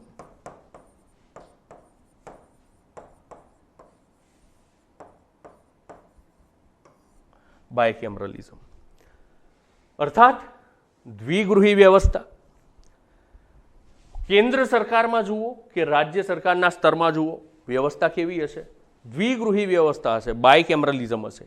અર્થાત રાજ્યસભા, લોકસભા, વિધાનસભા, વિધાન પરિષદ, ઉપલું ગૃહ, નીચલું ગૃહ, આવી બે પ્રકારની દ્વિગૃહી વ્યવસ્થા હોય તો એને આપણે શું કહીએ છીએ? બાયકેમરલિઝમ કહીએ છીએ.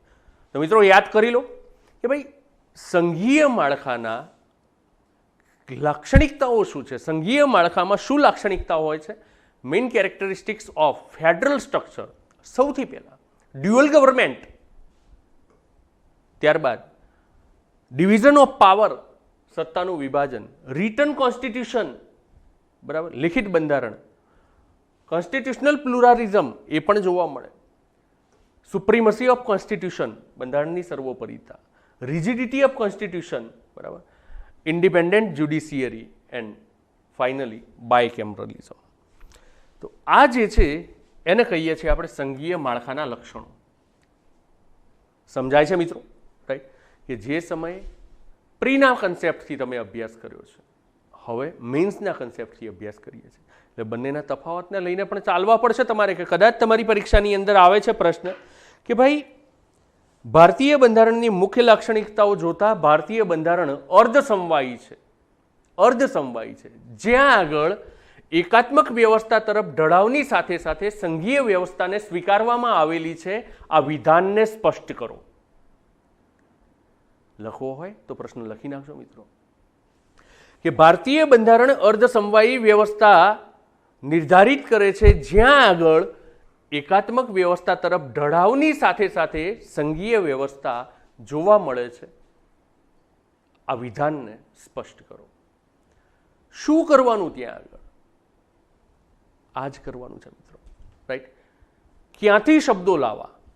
આ શબ્દો લાવવાના છે. તફાવત પહેલા દર્શાવવો પડશે તમારે કે ભાઈ કેસી વિયરના મતે ભારતીય બંધારણની વ્યવસ્થા જે ઊભી થાય છે એ ન તો સંપૂર્ણ એકતંત્રી છે, ન તો સંપૂર્ણ સમવાયતંત્રી છે.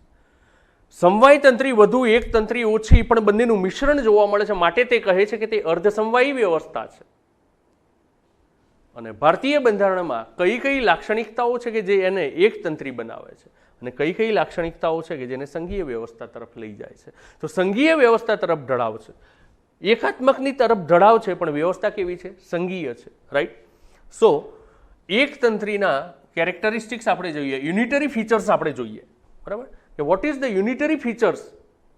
તો નંબર 1 યુનિટરી ફીચરની અંદર શું હોય? મોર પાવરફુલ સેન્ટ્રલ ગવર્મેન્ટ. કે ભાઈ ડ્યુઅલ ગવર્મેન્ટ તો છે જ. હવે અહીંયાથી હું થોડું ભૂસી નાખું છું મિત્રો, એટલે તમને સમજવામાં આસાની રહેશે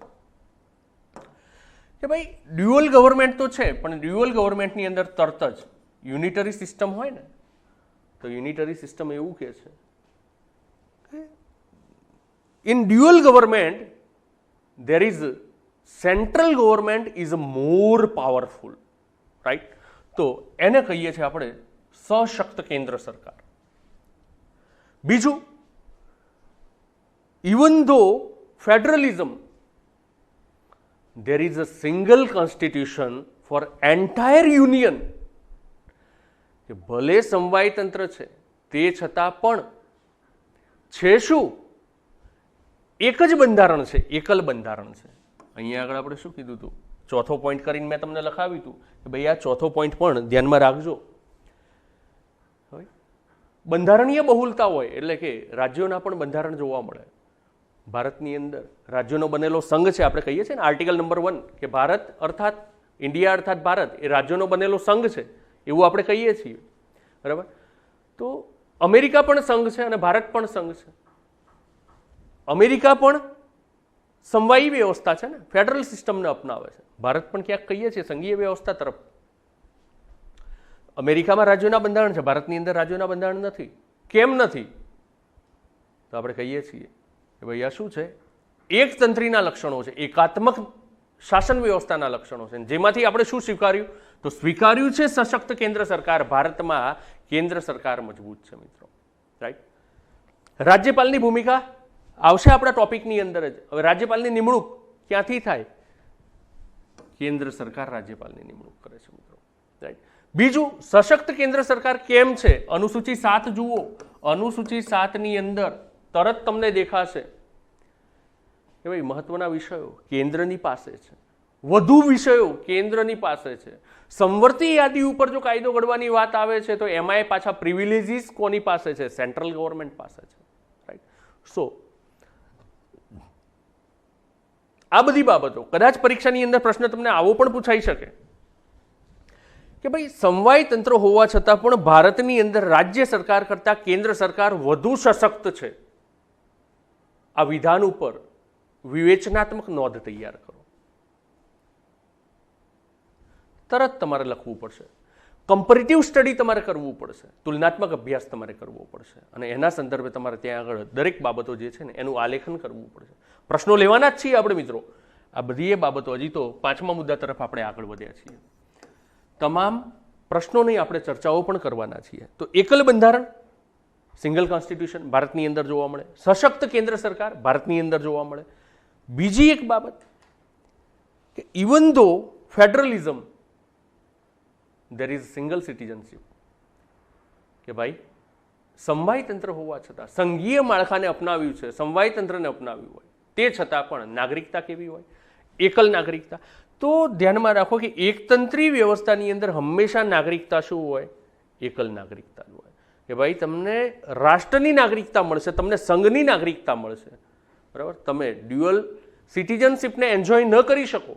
અમેરિકન સિટીઝનશીપ એટલે કે અમેરિકાની નાગરિકતા અને તેના હેઠળ મળતા જે લાભો છે, તેના હેઠળ મળતા જે અધિકારો છે એ પણ એન્જોય કરવાના, વત્તા રાજ્યની નાગરિકતા હેઠળ મળતા જે અધિકારો અને લાભો છે એ પણ એન્જોય કરવાના. તો એ હોય ક્યાં આગળ? સંઘીય માળખાની હોય. બેવડી નાગરિકતા. આની અંદર લખવું હોય તો લખી નાખજો મિત્રો. બરાબર. કે એક બીજું લક્ષણ બેવડી નાગરિકતા. બરાબર. બીજી બાબત અહીંયા આગળ આપણે લખી હતી, બંધારણની બહુલતા. આ બધા લક્ષણો છે આના. અહીંયા આગળ સિંગલ સિટીઝનશીપ, એકલ નાગરિકતા હોય તો આપણે એક બાજુ કહીએ છીએ કે ભાઈ અમે સંઘીય માળખાને અપનાવ્યું છે, તે છતાંય પાછી નાગરિકતા તો કેવી? એકલ નાગરિકતા. કે ભારતની જ નાગરિકતા મળશે તમને, બીજા કોઈની નાગરિકતા પ્રાપ્ત થશે નહીં. એટલે આને કહીએ છીએ આપણે એકલ નાગરિકતા. Right. So we are discussing at presently the unitary features. કે ભાઈ યુનિટરી ફીચર્સ શું છે? તો number 1, more powerful central government, single constitution and single citizenship. ધ્યાન આફ્ટર તેના પછી વાત કરીએ તો ઇન્ટિગ્રેટેડ જ્યુડિશિયરી સિસ્ટમ બ્રિટનમાંથી સ્વીકાર્યું છે આપણે. એકીકૃત ન્યાયતંત્ર. કે ભાઈ ન્યાયતંત્ર છે પણ કેવું ન્યાયતંત્ર? તો એકીકૃત ન્યાયતંત્રની વાત કરેલી છે. ન્યાયતંત્ર, એકીકૃત ન્યાયતંત્રની વાત કરેલી છે. ઇન્ટિગ્રેટેડ અર્થાત એકીકૃત ન્યાયતંત્ર એટલે કે ભાઈ આ ન્યાયતંત્રનું માળખું છે. ન્યાયતંત્રનું માળખું જેની અંદર આપણે કહીએ છીએ કે ભાઈ સંઘ હોય, રાજ્ય હોય, બરાબર, અને રાજ્ય હેઠળના વિસ્તારો હોય.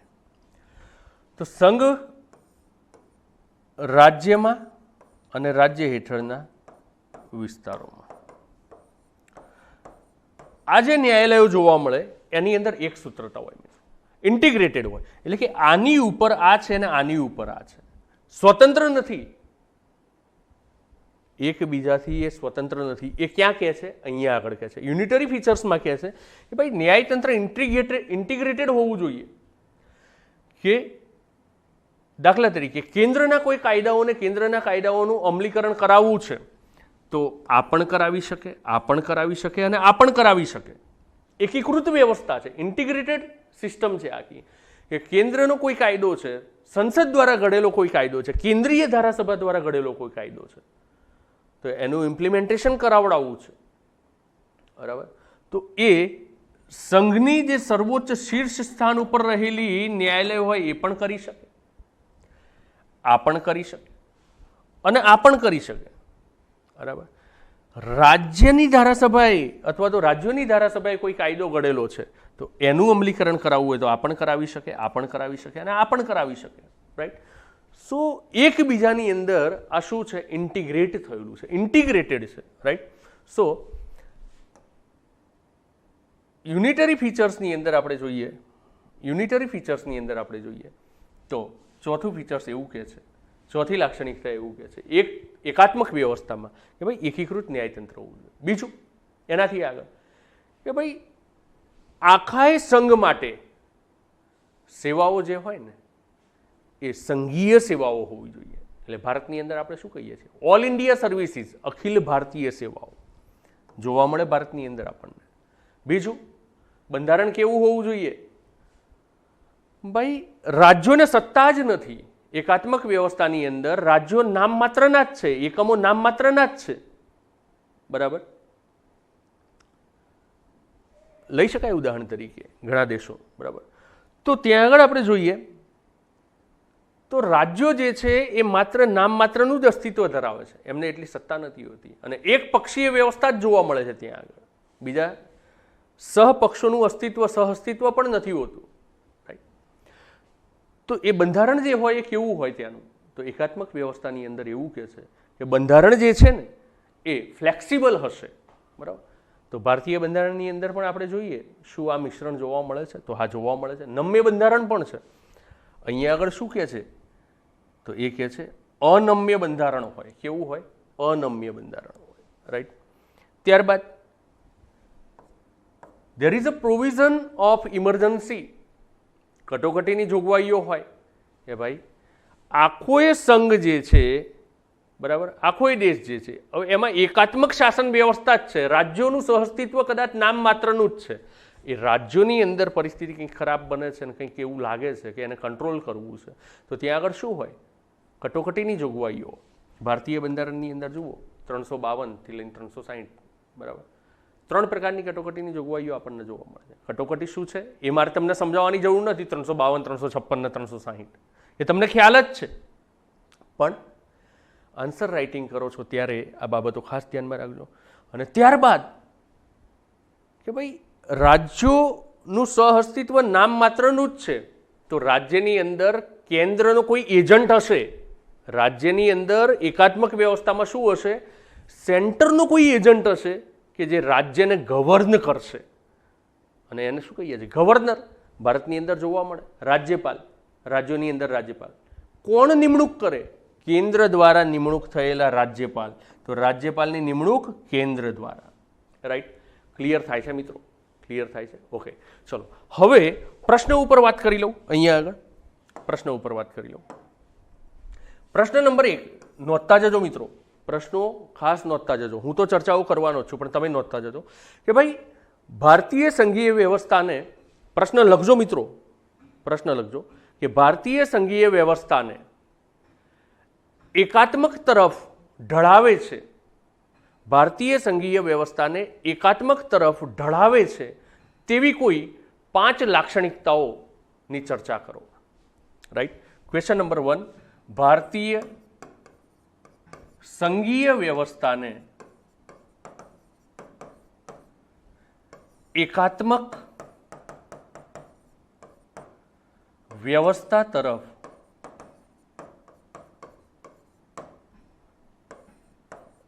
ઢળાવે છે એવી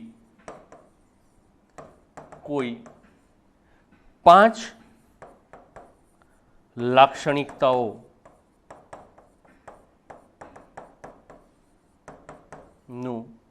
આલેખન કરો. 200 શબ્દોની અંદર નોંધ તૈયાર કરવાની મિત્રો. મેં તમને સમજાવી દીધું છે, આ તમારું હોમવર્ક છે. મેં તમને 5મા મુદ્દા સુધી સમજાવ્યું, હજી 20 મુદ્દાઓ ઉપર ચર્ચા કરવાની છે મિત્રો. 5મા મુદ્દા સુધી તમને સમજાવ્યું. બીજો પ્રશ્ન તમને આપ્યો છે, આના પહેલા પહેલો પ્રશ્ન મેં તમને આપ્યો, રાઈટ? તો આની ઉપર તમારે નોંધ લખવાની છે, રાઈટ? આ બધી એ બાબતો તમને ખ્યાલ હોવી જોઈએ કે ભાઈ એકાત્મકના લક્ષણો શું છે.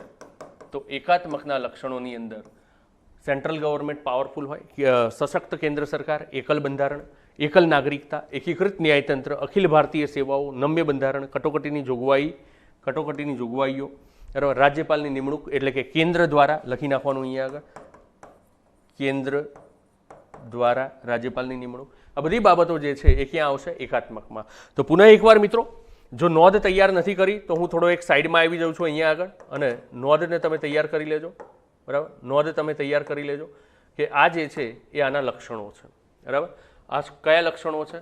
તો આ સંઘાત્મક વ્યવસ્થાના લક્ષણો છે, અને અહીંયા આગળ એકાત્મક વ્યવસ્થાના લક્ષણો છે, રાઈટ? તો સંઘાત્મક અને એકાત્મક વ્યવસ્થાના લક્ષણો આ બંનેનું આપણને ભારતીય બંધારણની અંદર બ્લેન્ડ જોવા મળે, એટલે કે આ બંનેનું શું જોવા મળે છે? મિશ્રણ જોવા મળે, right? So unique blend of unitary and federal system. So કહી શકીએ આપણે કે ભારતીય બંધારણ જે છે એ અર્ધસમવાયી વ્યવસ્થાનું સર્જન કરે છે, ક્વાઝી ફેડરલ સિસ્ટમ જે છે એનું સર્જન કરે છે. ને છઠ્ઠી બાબત, સંસદીય સ્વરૂપની સરકાર. કે ભારતની અંદર શું છે? તો સંસદીય સ્વરૂપની સરકાર છે, બરાબર? સંસદીય સ્વરૂપની સરકાર છે. ચાહે એ સંઘ, આ સંઘ છે, બરાબર? સંઘ છે. ચાહે પછી એ કેન્દ્રની વાત હોય, ચાહે પછી એ કેન્દ્રની વાત હોય, કે ચાહે પછી એ રાજ્યોની વાત હોય, બરાબર? એ શું કરે છે? તો સંસદીય સ્વરૂપની સરકાર એટલે કે દ્વિગૃહી વ્યવસ્થા જે છે એનું સર્જન કરે છે, બરાબર? રાજ્યની અંદર વિધાન પરિષદ, વીપી લખવું એટલે વિધાન પરિષદ છે, વીએસ વિધાનસભાનું નિર્માણ કરે છે, રાઈટ? ફરજિયાત નથી દરેક રાજ્ય માટે વીપી, એ તમને ખ્યાલ જ છે મિત્રો. ભારતીય બંધારણ તમે ભણીને આવેલા છો, બરાબર? આર્ટિકલ નંબર 168, 169, 70 એ બધા વાંચો એટલે તમને ખ્યાલ જ છે. કેન્દ્રની અંદર તો જોઈએ આપણે લોકસભા અને રાજ્યસભા, તો રાજ્યસભા, રાઈટ, એન્ડ લોકસભા આપણને જોવા મળે. એટલે કે સંસદીય સ્વરૂપની સરકારનું નિર્માણ કરે છે ભારતીય બંધારણ, રાઈટ? એ પણ પોતાનામાં એક અજોડ લાક્ષણિકતા છે, બરાબર? એક અજોડ લાક્ષણિકતા છે કે ભાઈ સંસદીય સ્વરૂપની સરકાર છે ભારતની અંદર. ત્યારબાદ સંસદીય સાર્વભૌમત્વ અને ન્યાયિક સર્વોચ્ચતાનો સમન્વય. સંસદીય સાર્વભૌમત્વ અને ન્યાયિક સર્વોચ્ચતા. તો સંસદીય સાર્વભૌમત્વ, તો સંપૂર્ણ ન તો આપણા ત્યાં સંસદીય સાર્વભૌમત્વ છે, ન તો આપણા ત્યાં સંપૂર્ણ ન્યાયિક સર્વોચ્ચતા છે, બરાબર? બંનેનું બ્લેન્ડ છે, બંનેનું મિશ્રણ છે. કે ભાઈ અમેરિકાની અંદર, યુએસએની અંદર આપણને જોવા મળે કે ન્યાયિક જ્યુડિશિયલ સુપ્રીમસી જે છે, બરાબર, એ ત્યાં આગળ તમને જોવા મળશે અને બહુ ગજબની જોવા મળે, રાઈટ? પણ ભારતની અંદર જોવા મળશે તો લિમિટેડ છે, બરાબર? અહીંયા યુએસએની અંદર ફૂલ્લી, બરાબર, તમને જોવા મળશે કે ભાઈ ન્યાયિક સર્વોચ્ચતા, તો સંપૂર્ણ ન્યાયિક સર્વોચ્ચતા જોવા મળશે. એટલે આપણે સમન્વય તો કર્યો ન્યાયિક સર્વોચ્ચતા કે ભાઈ સંસદીય સાર્વભૌમત્વ, તો સંસદને સાર્વભૌમ બનાવી, પણ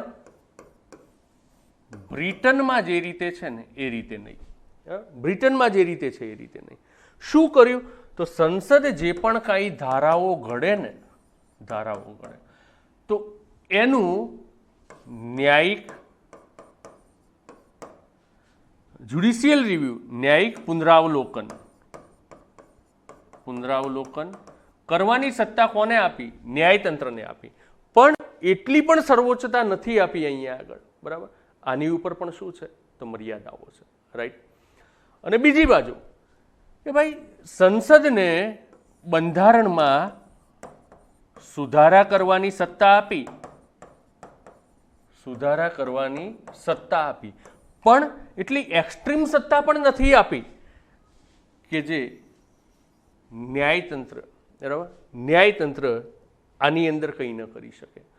મિનર્વા મિલ્સ કેસ લો, કેશવાનંદ ભારતી લો, બરાબર, 1973, 24મી એપ્રિલ 1973 કેશવાનંદ ભારતી કેસના ચુકાદામાં.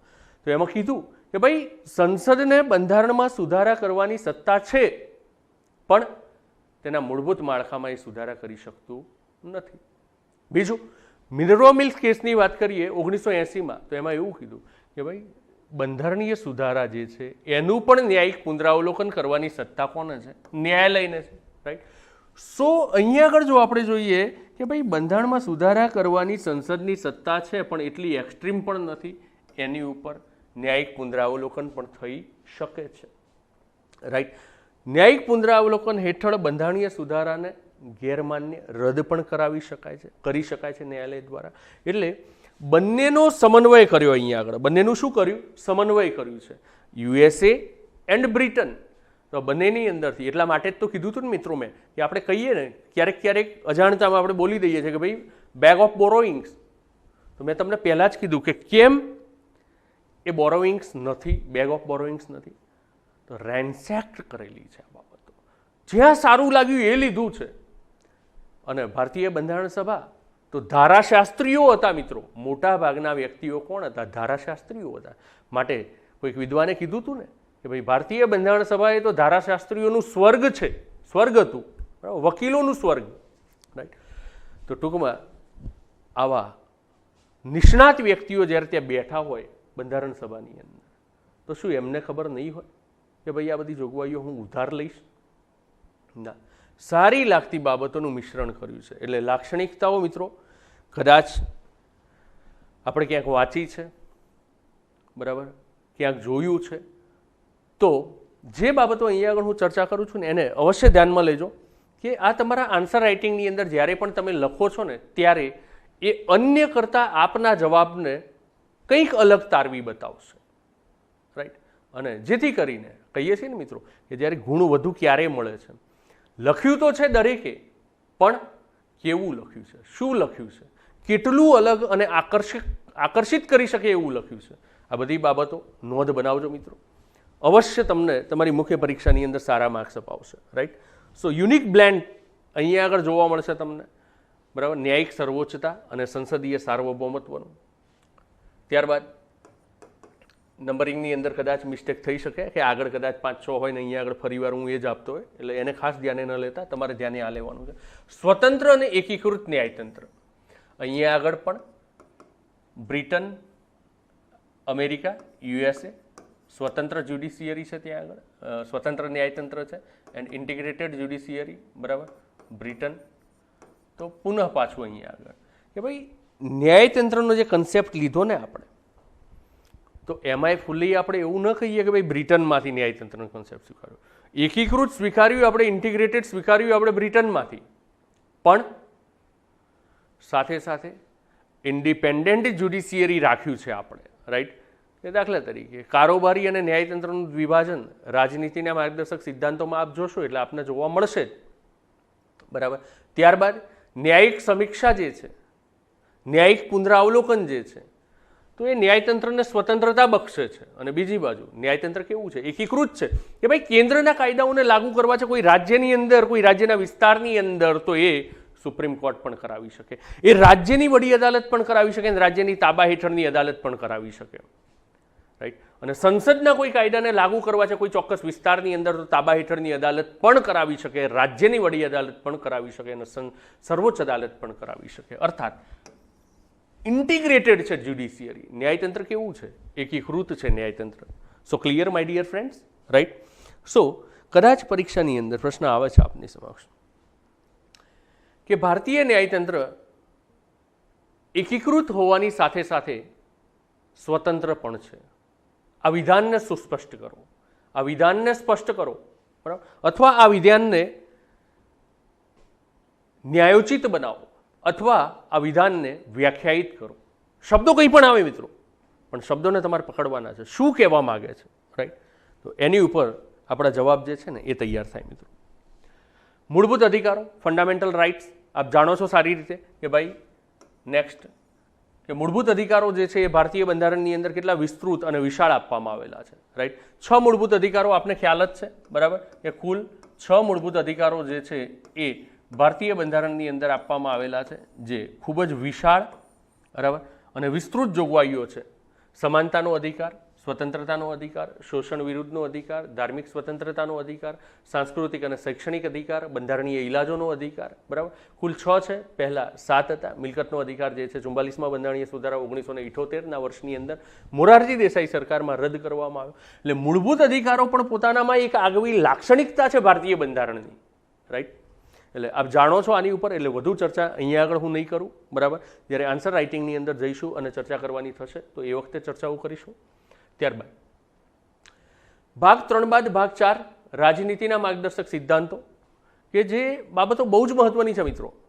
કે અહીંયા આગળ આપણે જોયું કે મૂળભૂત અધિકારો એ ભારતીય બંધારણની અંદર ભાગ 3માં આર્ટિકલ નંબર 12 થી બરાબર 36ની 12 થી 35ની અંદર આપવામાં આવેલા છે. જે 12 થી 35માં જે પોલિટિકલ ડેમોક્રેસી એટલે કે રાજકીય લોકશાહીનું સમર્થન કરે છે. રાજકીય લોકશાહી. પ્રશ્ન ધ્યાનમાં રાખજો મિત્રો, પ્રશ્નો જે પણ બોલું છું નોટ ડાઉન કરજો. ક્વેશ્ચન અહીંયા આગળ ક્વેશ્ચન, બરાબર, જે પણ બોલું છું નોટ ડાઉન કરજો કે ભાઈ ભારતીય બંધારણની મુખ્ય લાક્ષણિકતાઓ પૈકી રાજકીય લોકશાહીને સાર્થક કરતી લાક્ષણિકતાઓનું આલેખન કરો. ભારતીય બંધારણની મુખ્ય લાક્ષણિકતાઓ પૈકી રાજકીય લોકશાહીને સાર્થક કરતી લાક્ષણિકતાઓનું આલેખન કરો. સો પાર્ટ 3 ઓફ ઇન્ડિયન કોન્સ્ટિટ્યુશન આ જે છે ને એ તમારા માટે અહીંયા આગળ મહત્વનું બની જશે.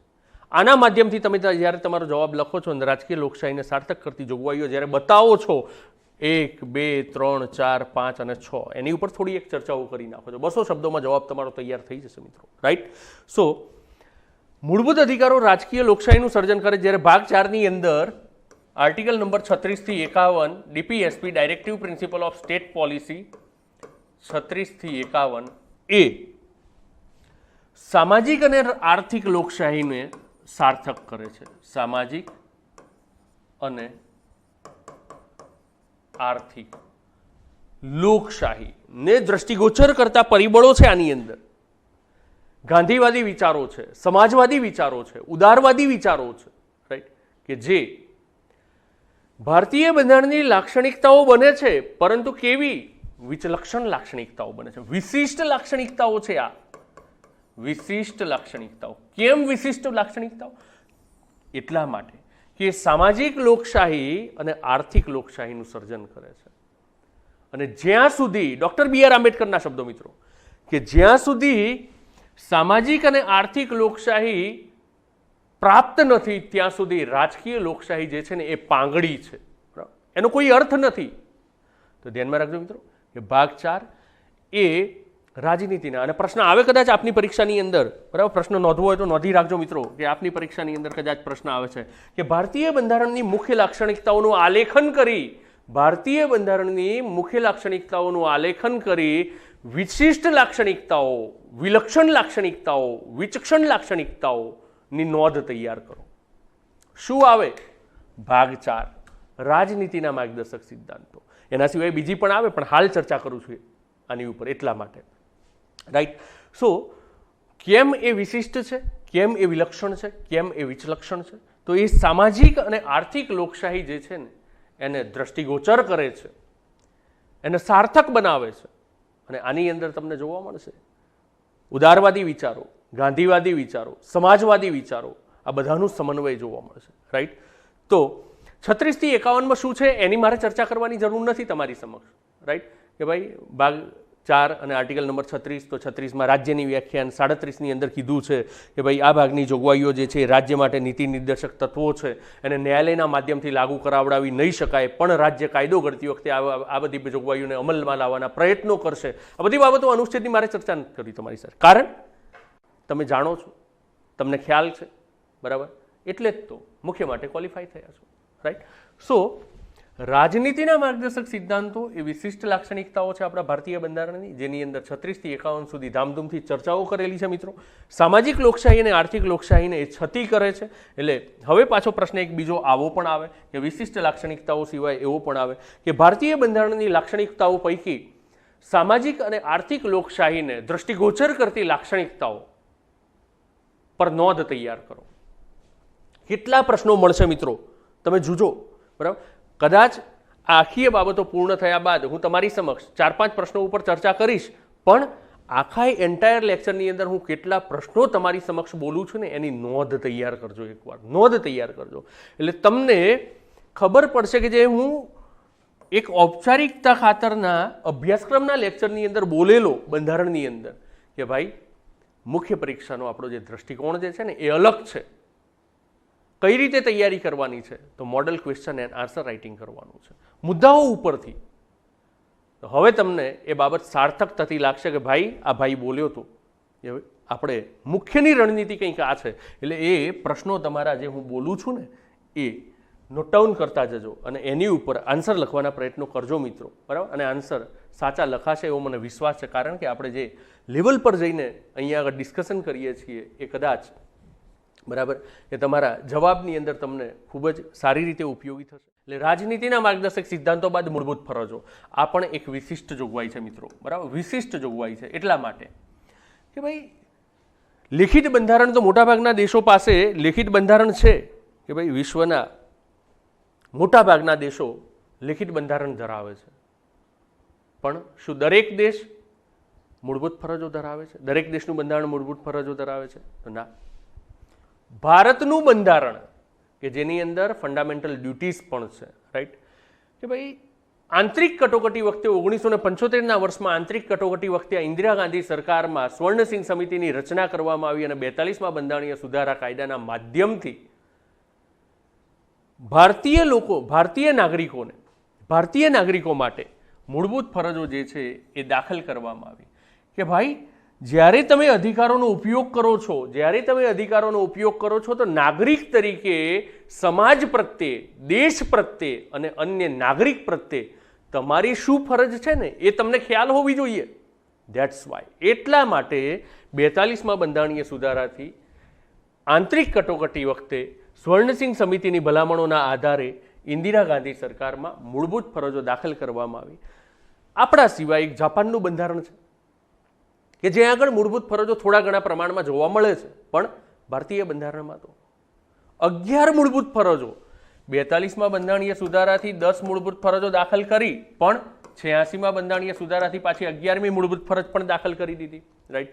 તો બહુ વિસ્તૃત મૂળભૂત ફરજોનું સમન્વય પણ ભારતીય બંધારણની અંદર જોવા મળે.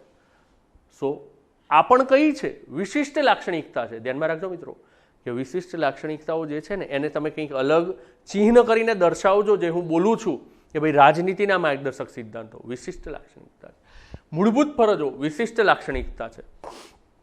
બરાબર, સૌથી લાંબુ લેખિત બંધારણ વિશિષ્ટ લાક્ષણિકતા છે. આમુખથી રાષ્ટ્રની પ્રકૃતિ છતી થાય વિશિષ્ટ લાક્ષણિકતા છે.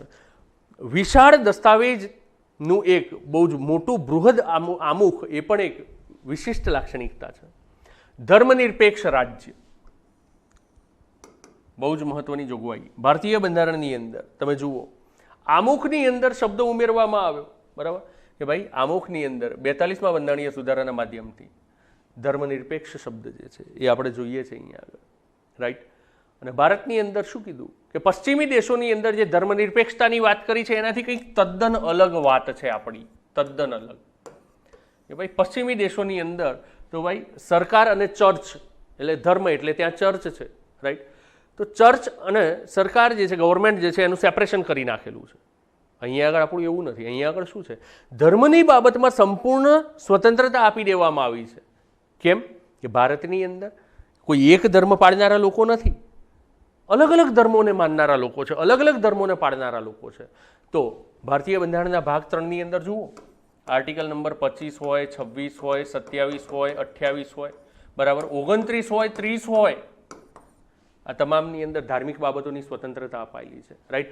આમુખની અંદર પણ, બરાબર, આમુખની અંદર કે ધર્મનિરપેક્ષ રાજ્ય તરીકેની લાક્ષણિકતાને છતી કરતી ભારતીય બંધારણની જોગવાઈઓ જણાવો. ક્વેશ્ચન ફરી એકવાર મિત્રો નોટ ડાઉન કરજો, બરાબર, કે ધર્મનિરપેક્ષ રાજ્ય તરીકે ભારતને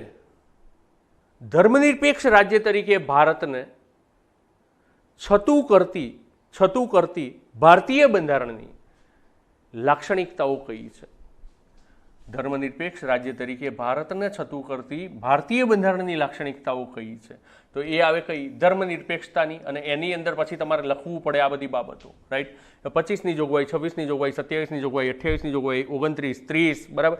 આમુખની અંદર ધર્મનિરપેક્ષ શબ્દ article number 14, article number 15, article number 16. તમને એમ થાય કે ભાઈ આ તો રાજકીય લોકશાહીમાં આવે, સમાનતાની અંદર આવે, તો અહીંયા પણ આવે. કેમ કે ભાઈ ધર્મનિરપેક્ષ છે માટે જ તો શું કીધું કે equality before law and equal justice for all, બરાબર. Equality before law and equal protection of all, બરાબર.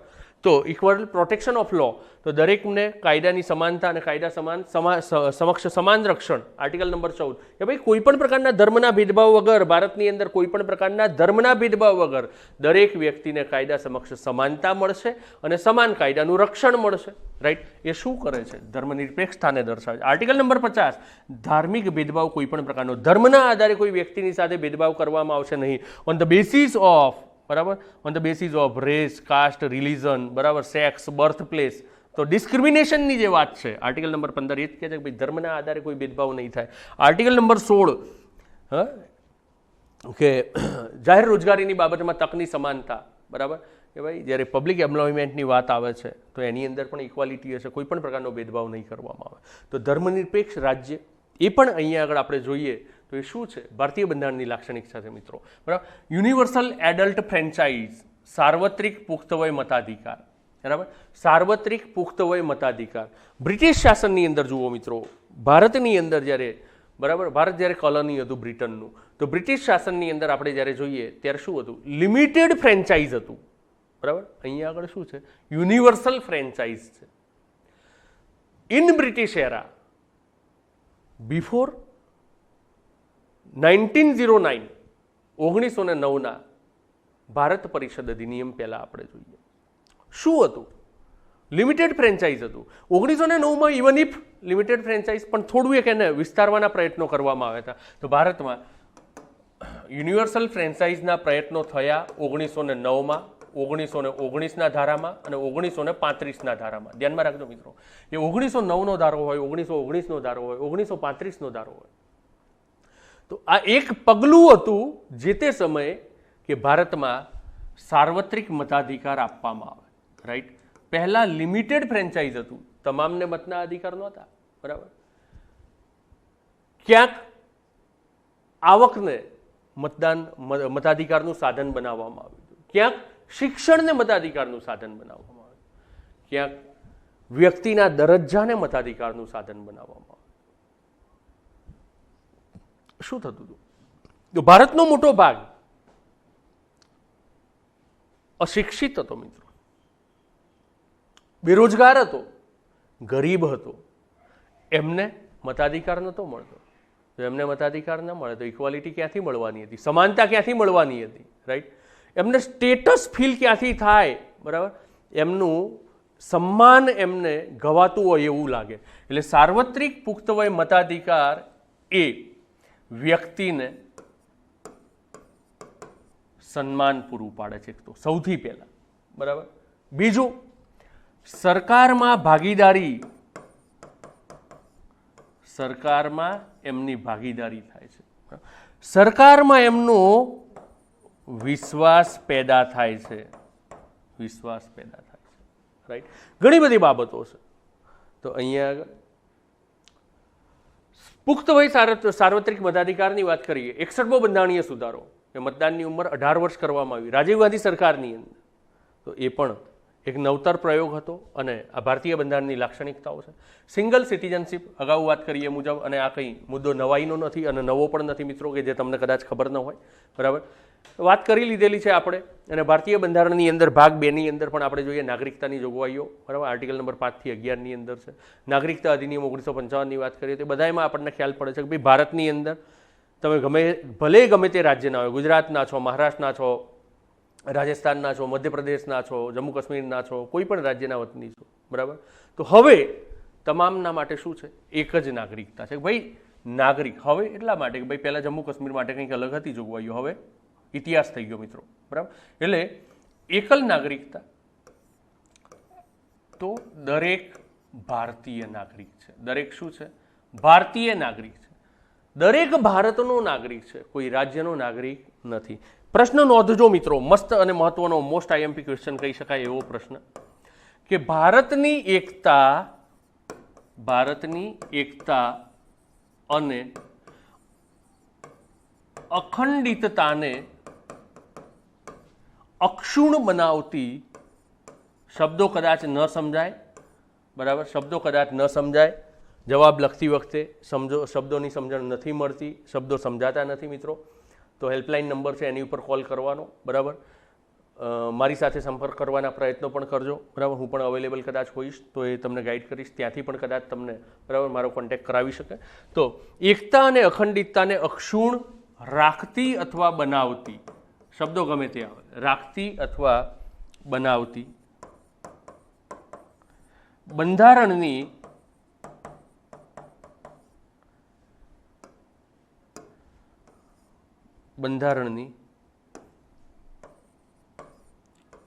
લાક્ષણિકતાઓ વર્ણવો.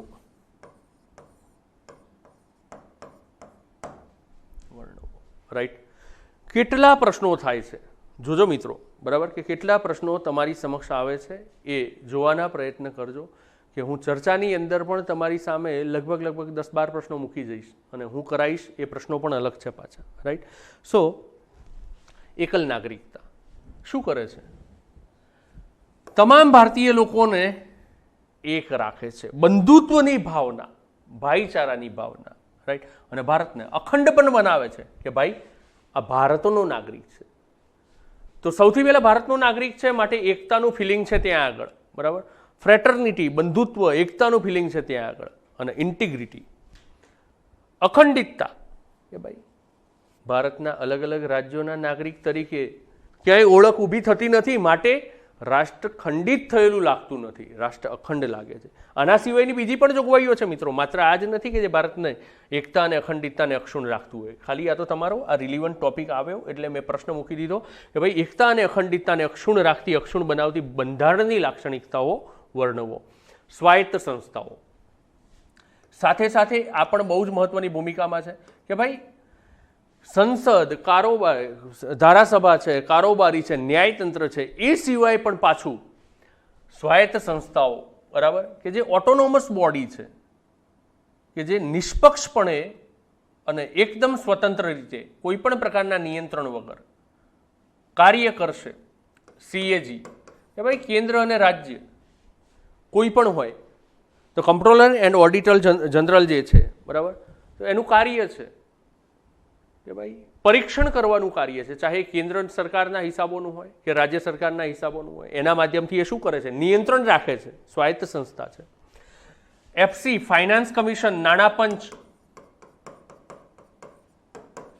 બરાબર, 280 ની અંદર જોગવાઈ તમને જોવા મળે, કે CAG 148 ની અંદર જોગવાઈ તમને જોવા મળે. રાઈટ. આર્ટિકલ તમને ખ્યાલ જ છે મિત્રો, એની ઉપર મારે ચર્ચા કરવાની લગભગ હું માનું છું જરૂર ન પડે. તો ફાઇનાન્સ કમિશન, નાણાં પંચ પણ કેન્દ્ર અને રાજ્ય વચ્ચે કે વિત્તનું જે વિભાજન છે, નાણાંનું જે વિભાજન છે, કરના માધ્યમથી જે આવક ઊભી થઈ છે એનું ડિસ્ટ્રીબ્યુશન એન્ડ અલોકેશન શું છે? ધ્યાનમાં રાખજો, 2 શબ્દો બોલું છું, ડિસ્ટ્રીબ્યુશન એન્ડ અલોકેશન, બરાબર. વિભાજન અને વિતરણની ગાઈડલાઇન્સ કોણ આપે છે? Finance commission.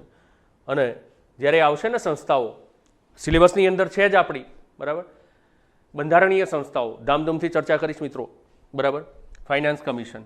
ત્યારબાદ વાત કરીએ આપણે કે પબ્લિક સર્વિસ કમિશન, બરાબર, જાહેર સેવા આયોગ,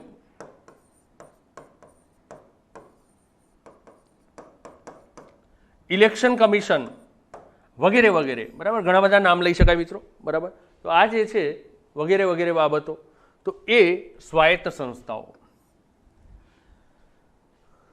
તો સંસદીય સરકારમાં અથવા તો લોકશાહી સરકારમાં, ભારતની વર્તમાનની લોકશાહી સરકારમાં સ્વાયત્ત સંસ્થાઓની ભૂમિકા તૈયાર કરો. ભૂમિકા ઉપર નોંધ તૈયાર કરો.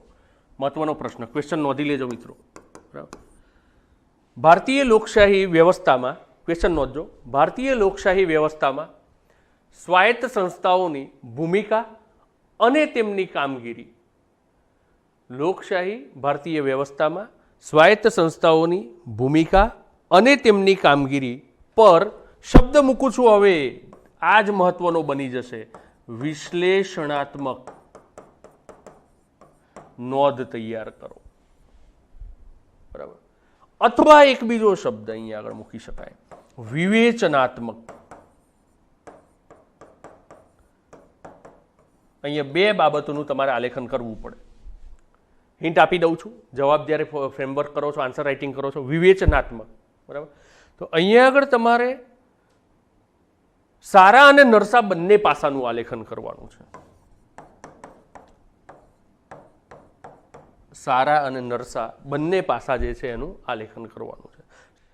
પ્રોવિઝન્સ ઓફ ઇમરજન્સી, કટોકટીની જોગવાઈઓ, એ પણ આપણે વાત કરી લીધી કે ભાઈ ભારતીય બંધારણની અંદર કટોકટીની જોગવાઈ 352 હોય, 356 હોય, સાથે સાથે 365 હોય અને અહીંયા આગળ 360 હોય, બરાબર. 352, 356, 360 આ જોગવાઈઓ આપણે જોઈએ. કટોકટી અંગેની જોગવાઈઓ ભારતીય બંધારણના ભાગ 18ની અંદર આપણને જોગવાઈઓ આપવામાં આવેલી છે, રાઈટ.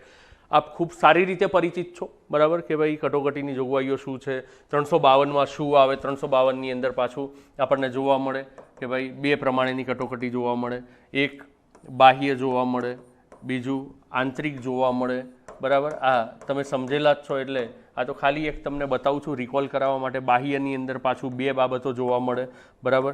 યુદ્ધ હોય અથવા તો આક્રમણ હોય અને આંતરિક, તો આંતરિકની અંદર, બરાબર, પહેલાં જે હતું એ હતું વિદ્રોહ હતું, સશસ્ત્ર, બરાબર. પહેલાં જે હતું આંતરિક કટોકટી હતું. હવે ત્યારબાદ આને શું કરી દેવામાં આવ્યું, તો સશસ્ત્ર વિદ્રોહ, આર્મ્ડ રિબિલિયન કરી દેવામાં આવ્યું, રાઈટ.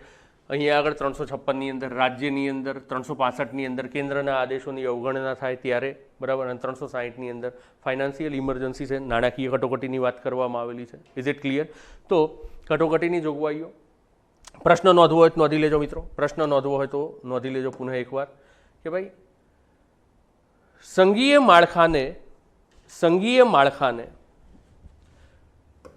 ક્વેશ્ચન, સંઘીય માળખાને એકાએક એકાત્મક બનાવતી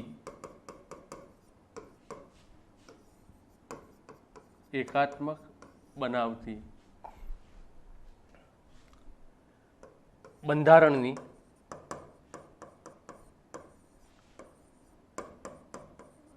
જોગવાઈ વર્ણવી તેના દૂરોગામી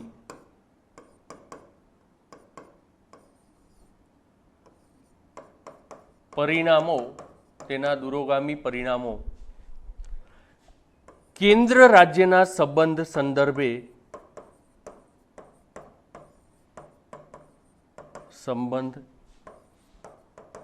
સંદર્ભે આલેખિત કરી વિવેચના તૈયાર કરો. કેવો પ્રશ્ન લાગે મિત્રો? ભારેખમ. પહેલા તો વિચારવું પડે બે વાર શું કહેવા માંગે છે. બિલકુલ સરળ પ્રશ્ન છે મિત્રો, રાઈટ. કે ભાઈ લેન્થ વધારી દીધી, શબ્દો થોડા અઘરા લંબાઈને મૂકી દીધા. કહેવા શું માગે છે? એ સંઘીય માળખાને એકાએક એકાત્મક બનાવતી જોગવાઈ શું છે? કટોકટી. બીજું પાછું એ શું કહે છે? આનું વર્ણન કરો. એના દૂરોગામી પરિણામો કોના સંદર્ભે? તો કેન્દ્ર અને રાજ્યના સંદર્ભે. એના દૂરોગામી પરિણામો પાછા કઈ રીતે? તો કેન્દ્ર અને રાજ્યના સંબંધોના સંદર્ભે. અને નોંધ કેવી? વિવેચનાત્મક. એની વિવેચના તૈયાર કરવાની છે, બરાબર. કે ભાઈ અત્યારની જે પરિસ્થિતિ છે કે કેન્દ્ર વધુ શક્તિશાળી છે, રાજ્યોની પાસે ઓછી સત્તા છે, ઓછી શક્તિ છે, અને એમાંય પાછી જ્યારે કટોકટીની જોગવાઈઓ અમલમાં આવે છે ત્યારે તો બિલકુલ સંપૂર્ણપણે કેન્દ્ર શક્તિશાળી બની જાય છે અને રાજ્ય જોડે ન માત્રની સત્તાઓ હોય છે. તો એના કારણે કેન્દ્ર રાજ્યના સંબંધોમાં કઈ દૂરોગામી અસરો ઊભી થઈ શકે એની વાત અહીંયા આગળ આપણે કરવાની છે, રાઈટ. સો માનું છું મિત્રો કે જે પણ પ્રશ્નો અહીંયા આગળ તમારી સમક્ષ મૂકું છું એ પ્રશ્નોના આન્સર રાઇટિંગ કરજો મુખ્ય પરીક્ષાની અંદર, ને જેટલું લખશો ને મિત્રો એટલા જ વિચારો ખીલશે, એટલા જ નવા વિચારો પાછા આવશે, અને એટલું જ સુદૃઢ લખાણ ડે બાય ડે, દિવસે ને દિવસે તમારું બનતું જશે. ત્રિસ્તરીય લોકશાહી વ્યવસ્થા. હવે આ વિશિષ્ટ લાક્ષણિકતા છે. જે હું તમને કહું છું ને કે વિશિષ્ટ આવે ત્યાં કંઈક નિશાની કરજો, અથવા તો સામે સિમ્બોલ કરી દેજો, અથવા તો લખી નાખજો. કારણ કે પ્રશ્ન આવે કદાચ કે ભારતીય બંધારણની વિશિષ્ટ લાક્ષણિકતાઓનું વર્ણન કરો કે જે પોતાનામાં ભારતીય બંધારણની આગવી ઓળખ ઊભી કરે છે. તો વિશિષ્ટ લાક્ષણિકતા છે કે ભાઈ સમગ્ર વિશ્વની અંદર તમે લોકશાહી વ્યવસ્થા જુઓ તો એમાં 2 સરકારોની વાત કરીએ આપણે, પણ અહીંયા આગળ ભારત શું કહે છે? 3 સ્તરની સરકાર, 73મો અને 74મો, 73મો અને 74મો બંધારણીય સુધારો. પામુલા પાર્ટી વેંકટા નરસિંહ રાવની સરકાર, પીવી નરસિંહ રાવની સરકારની અંદર આ બંધારણીય સુધારા કરવામાં આવ્યા. રાઈટ. રાજીવ ગાંધીની સરકારથી પ્રયત્નની શરૂઆત થઈ હતી, 64માં સુધારા વિધેયકથી શરૂઆત થઈ હતી, અને આખરે આ ત્રિસ્તરીય લોકશાહી વ્યવસ્થાનું સ્વપ્ન સાકાર થાય છે ભારતની અંદર 73માં અને 74માં બંધારણીય સુધારા કાયદાના માધ્યમથી વર્ષ 1992માં મિત્રો. રાઈટ. અને આ ભારતીય બંધારણની એક વિશિષ્ટ લાક્ષણિકતા બની જાય છે કે ભાઈ ત્રિસ્તરીય લોકશાહી વ્યવસ્થા. કેન્દ્રના સ્તરે સરકાર છે, રાજ્યના સ્તરે સરકાર છે, અને પછી સ્થાનિક સ્વરાજ્યના સ્તરે સરકાર છે. રાઈટ. તો વિશ્વના દેશોની અંદર તમને આ ભારતમાં જોવા મળશે મિત્રો, માત્ર ભારતમાં જોવા મળશે તમને. રાઈટ. લોકલ ગવર્મેન્ટ, એમાંય ગ્રામ્ય કક્ષાની સરકારો. હા, બાકી મ્યુનિસિપાલિટીઝને એ બધી જોગવાઈઓ તો આપણને બ્રિટનની અંદર પણ જોવા મળશે જ ક્યાંક ને ક્યાંક, કોર્પોરેશન ને એ બધું, બરાબર. પણ લોકલ સેલ્ફ ગવર્મેન્ટની અંદર રૂરલ ગવર્મેન્ટ જે છે ને ભારતની અંદર જોવા મળશે.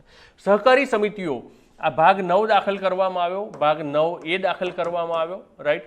73મો અને 74મો બંધારણીય સુધારો. અનુસૂચિ 11 અને અનુસૂચિ 12 દાખલ કરવામાં આવી. અનુસૂચિ 11ની અંદર 29 વિષયો આપવામાં આવ્યા છે, અનુસૂચિ 12ની અંદર 18 વિષયો આપવામાં આવેલા છે. અહીંયા આગળ 243થી લઈ અને 243O સુધીના આર્ટિકલ આપવામાં આવેલા છે. 9Aની અંદર 243 P થી લઈ અને 243 ZG બરાબર સુધીની જોગવાઈઓ આપવામાં આવી. બીજી વિશિષ્ટ જોગવાઈઓની જ્યારે હું વાત કરું છું ત્યારે સહકારી સમિતિઓ, ધ કોઓપરેટિવ સોસાયટીઝ, 9B, 97મો બંધારણીય સુધારો. 97મો બંધારણીય સુધારો કે ભારતીય બંધારણની અંદર પુનઃ પાછી એક વિશિષ્ટ જોગવાઈની જો વાત આવે મિત્રો તો એ છે સહકારી સમિતિઓ. અને સહકારી સમિતિઓ પણ આપણી ભારતીય બંધારણની વિશિષ્ટ લાક્ષણિકતાઓની અંદર આવે છે મિત્રો. તો મારા ભાઈઓ, વિદ્યાર્થી મિત્રો, જે પણ હું કહું છું ને વિશિષ્ટ લાક્ષણિકતાઓ, એને લખતા રહેજો, એને અંડરલાઇન કરતા રહેજો, એને કંઈક સિમ્બોલિક કરીને અલગ બતાવતા રહેજો, જેથી કરીને જ્યારે વિશિષ્ટ લાક્ષણિકતાઓનો પ્રશ્ન લખવાનો આવે ને ત્યારે ખૂબ જ સારી રીતે તમે એને લખી શકો. રાઈટ. તો 97માં બંધારણીય સુધારાથી ભારતીય બંધારણની અંદર ભાગ 9B 243 ZH થી લઈ અને 243 ZT સુધીના આર્ટિકલની જોગવાઈ કરવામાં આવી. 97માં 9B ઉમેરાવી. બીજું ભાગ 3ની અંદર, બરાબર, ભાગ 3ની અંદર અનુચ્છેદ 19માં ત્રીજી સ્વતંત્રતા આપણી 19(1)A, B અને C, જેની અંદર સહકારી મંડળીઓ રચવાની સ્વતંત્રતા આપી દેવામાં, મૂળભૂત અધિકાર બનાવવામાં આવ્યો. ભાગ 4 DPSP, directive principle of state પોલિસીમાં આર્ટિકલ નંબર 43B પણ દાખલ કરવામાં આવ્યો. કયા? 97માં બંધારણીય સુધારાથી. અને જે આગળ સહકારી મંડળીઓ રચવા માટે રાજ્ય પ્રયત્ન કરશે અને રાજ્ય તેને પ્રોત્સાહન આપશે એવી જોગવાઈ પણ દાખલ કરવામાં આવી. રાઈટ. સો 97th constitutional amendment act provision કરે છે શેના માટે? ધ કોઓપરેટિવ સોસાયટીઝ માટે. એના માટે સ્પેશિયલી ભાગ 9B દાખલ કરાય છે. એક મૂળભૂત અધિકાર આપી દેવામાં આવે છે, બીજું રાજ્ય માટે પણ ક્યાંક નિર્દેશ આપવામાં આવે છે. રાઈટ. સો કોઓપરેટિવ સોસાયટીઝ એ પણ આપણી ભારતીય બંધારણની વિશિષ્ટ લાક્ષણિકતાઓ છે. વિસ્તૃત અર્થ ઉદ્બોધક આમુખ. આમુખને જ્યારે તમે વાંચો છો મિત્રો તો એના શબ્દો, પ્રથમ લાઇનની અંદર શબ્દો, બરાબર, કે વી ધ પીપલ ઓફ ઇન્ડિયા, અમે ભારતના લોકો ભારતને સાર્વભૌમ, બરાબર, સાર્વભૌમ, સમાજવાદી, બરાબર, બિન સાંપ્રદાયિક, લોકતાંત્રિક, પ્રજાસત્તાક, તો ભારત ના સંદર્ભે પ્રકૃતિ જે છે, રાષ્ટ્રની જે પ્રકૃતિ છે, એ પ્રકૃતિનું આલેખન, અર્થ ઉદ્બોધક, વિસ્તૃત અર્થ ઉદ્બોધક કે સાર્વભૌમ, સોરેનિટી, સાર્વભૌમત્વની વાત કરે છે કે ભારત એ સાર્વભૌમ છે, એની ઉપર કોઈ આંતરિક કે બાહ્ય સત્તાઓ જે છે એનું બાહ્ય સત્તાઓનો હસ્તક્ષેપ નથી.